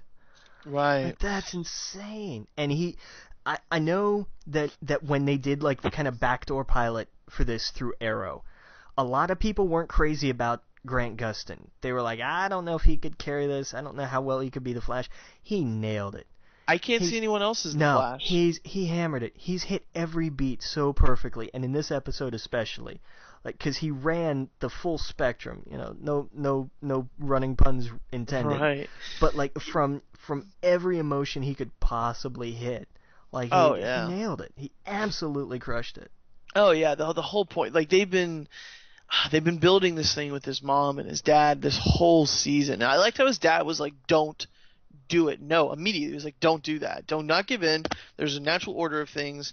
You know, we are a family. You don't need to go back and change anything. And, you know, I think when he went back there, you know, he at least got that scene with his mom, and he got to say goodbye. And his mom got to see his son grow up and become, not grow up, but she got to see him alive and in the future as a hero. And, you know, oh, it was so touching. Like, it really was. For a show like this, that's very comic booky and so, you know, fantastical, it still, to me, lands those type of moments that, you know, I haven't really gotten much like that from Arrow, or, I mean, even like shows that are super serious, like Daredevil.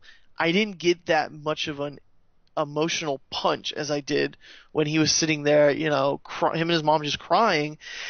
and then she passes away. And so like, and then he comes back and just nails him in the Oh face. man. And I thought, yes, he was like, "Wow, how could you do this? Like, what? Why didn't you save her?" And I thought it was perfect. Yeah. And then And I love now he's going up into a black hole to do who knows what. So I love it. It leaves the door open, Yeah, totally and open. It leaves on such a cliffhanger that this season, this is one of those box sets that I'm going to go buy on Blu-ray because I have to own it, and Yeah. it's one of those things you can hand to people and go, enjoy this. Yes. Like if you where do you start with shows or blah blah blah? It's just, I mean, as much as people rip on Lost, I love handing the first season to people. Or I like the first season of Heroes. As much as that kind of went off the rails, it's still, first season was amazing. First season's great. Oh yeah. It's the same with Firefly.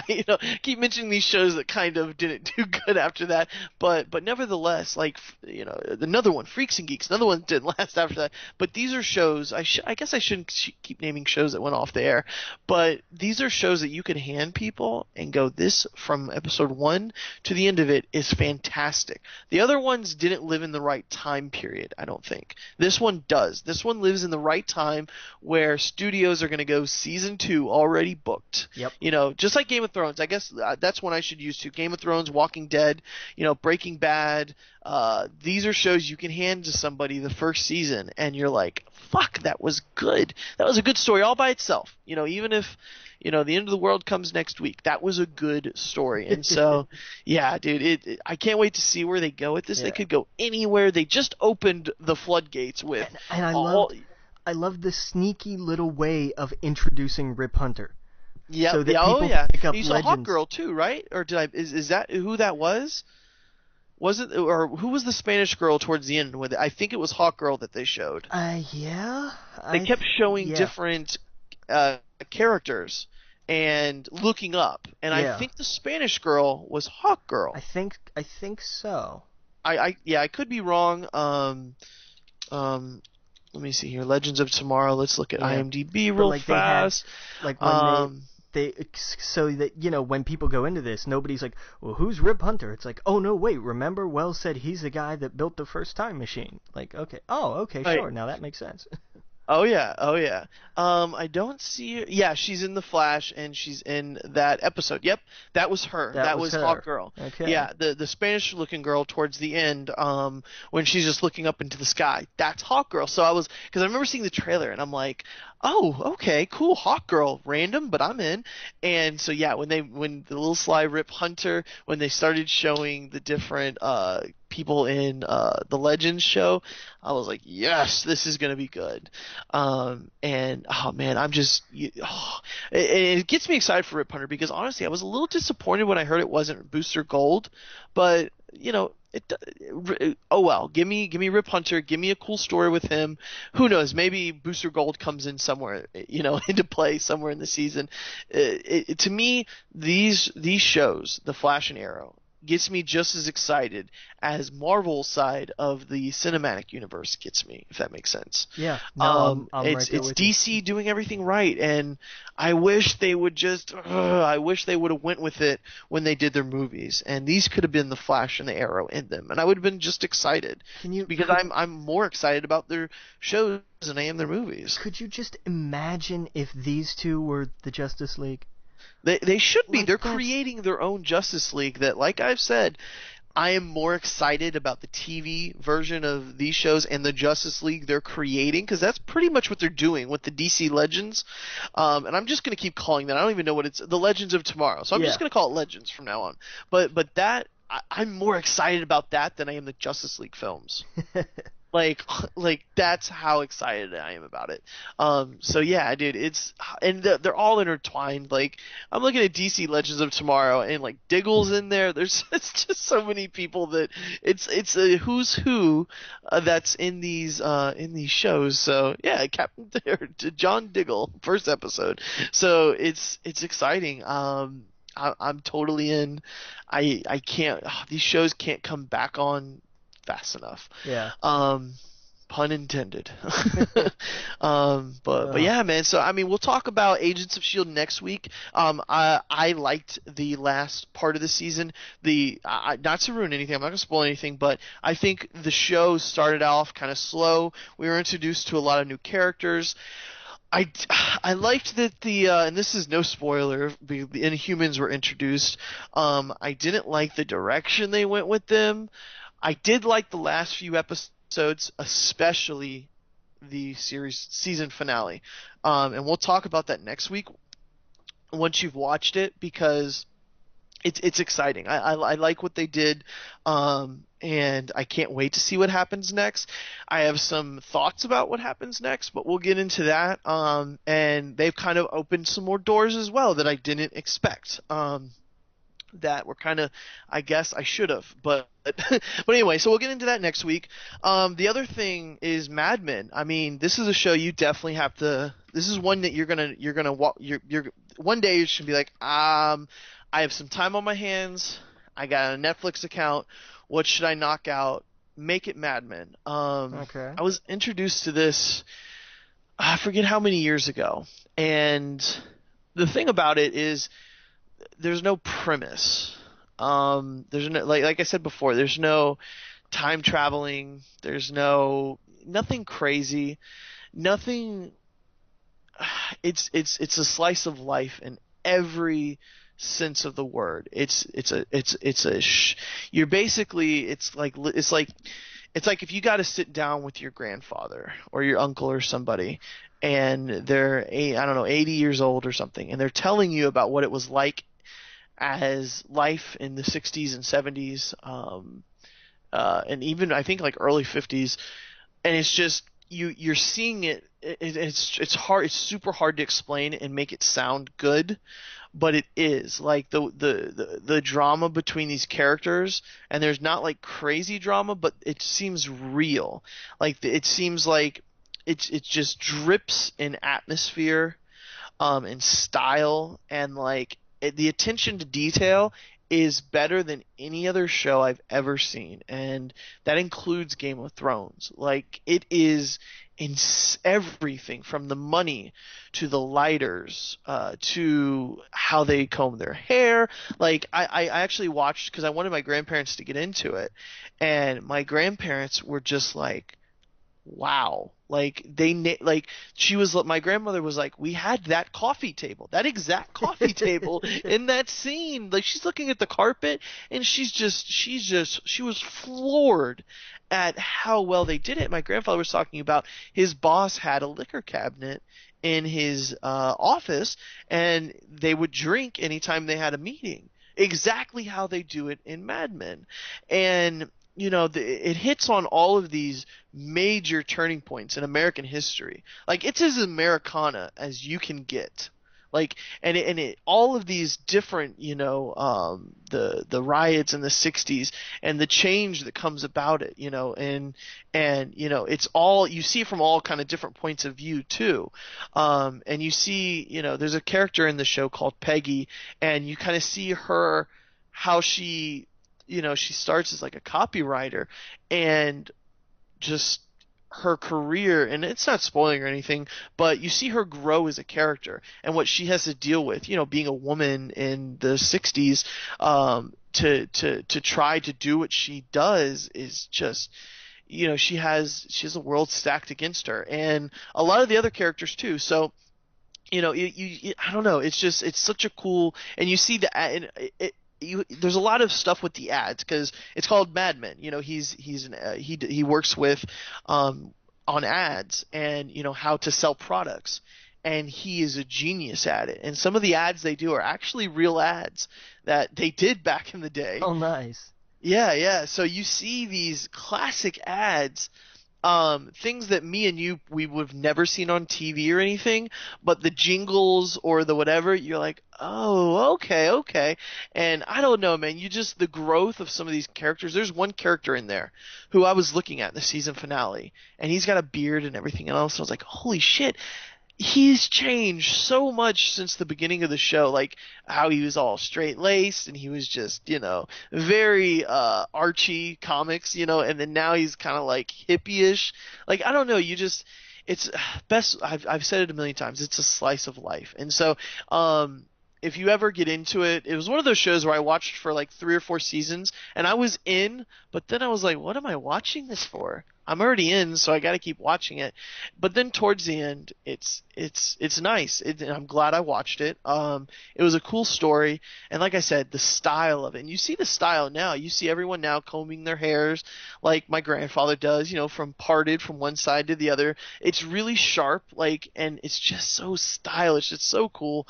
But yeah, man, definitely give that a chance. And anyone listening, if you've never seen Mad Men, go watch it. And and Christina Hendricks. I mean, I think that's all I have to say of why to go watch it. Christina Hendricks, oh my gosh. But anyway, I'll leave off on that. But yeah, it's good. And whenever you watch it, man, let me know what you think. I want to know if I'm completely crazy or not. Yeah, but I don't know, it's one of those AMC shows where it's going to be hard to get something like that back, or to replace or whatever. I think it's *Halt and Catch Fire*, is kind of the closest thing to it.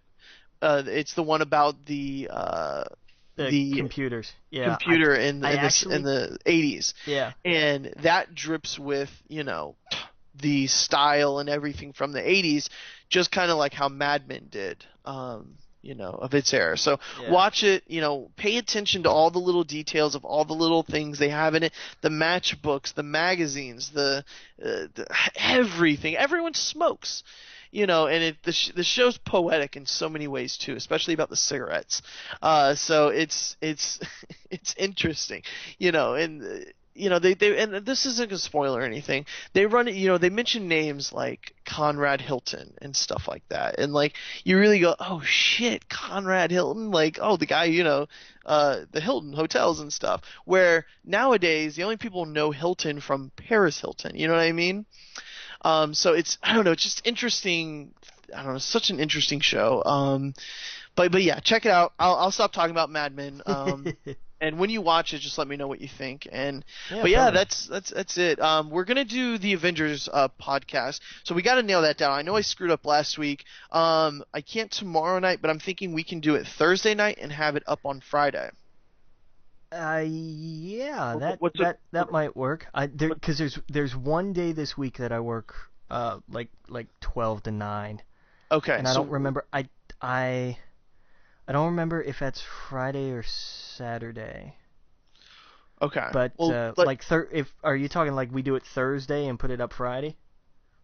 Well, yeah. I mean, even we can put it up Sunday if you'd like, whatever you want to do. Well, I mean, my thing is just getting to actually record it. Like Thursday, I think we could do it. If you're good to do it Thursday, I think we could do that. Yeah, I'm good Thursday, so we can do it Thursday and put it up on Friday. And I'm gonna go see Mad Max this weekend. I don't know if you have yet or. Oh no, I haven't yet, but I want to. Okay, yeah, I'm gonna go see that this weekend. I got Witcher. So the next episode, I'm probably gonna talk a lot about Mad Max and Witcher, and we get new news every week. Our shows are kind of all coming to an end except Game of Thrones. But yep, we'll be back next week. So, Captain. Captain. Captain. Captain. Captain. Captain. Captain. Captain. Captain. Captain. Captain. Captain.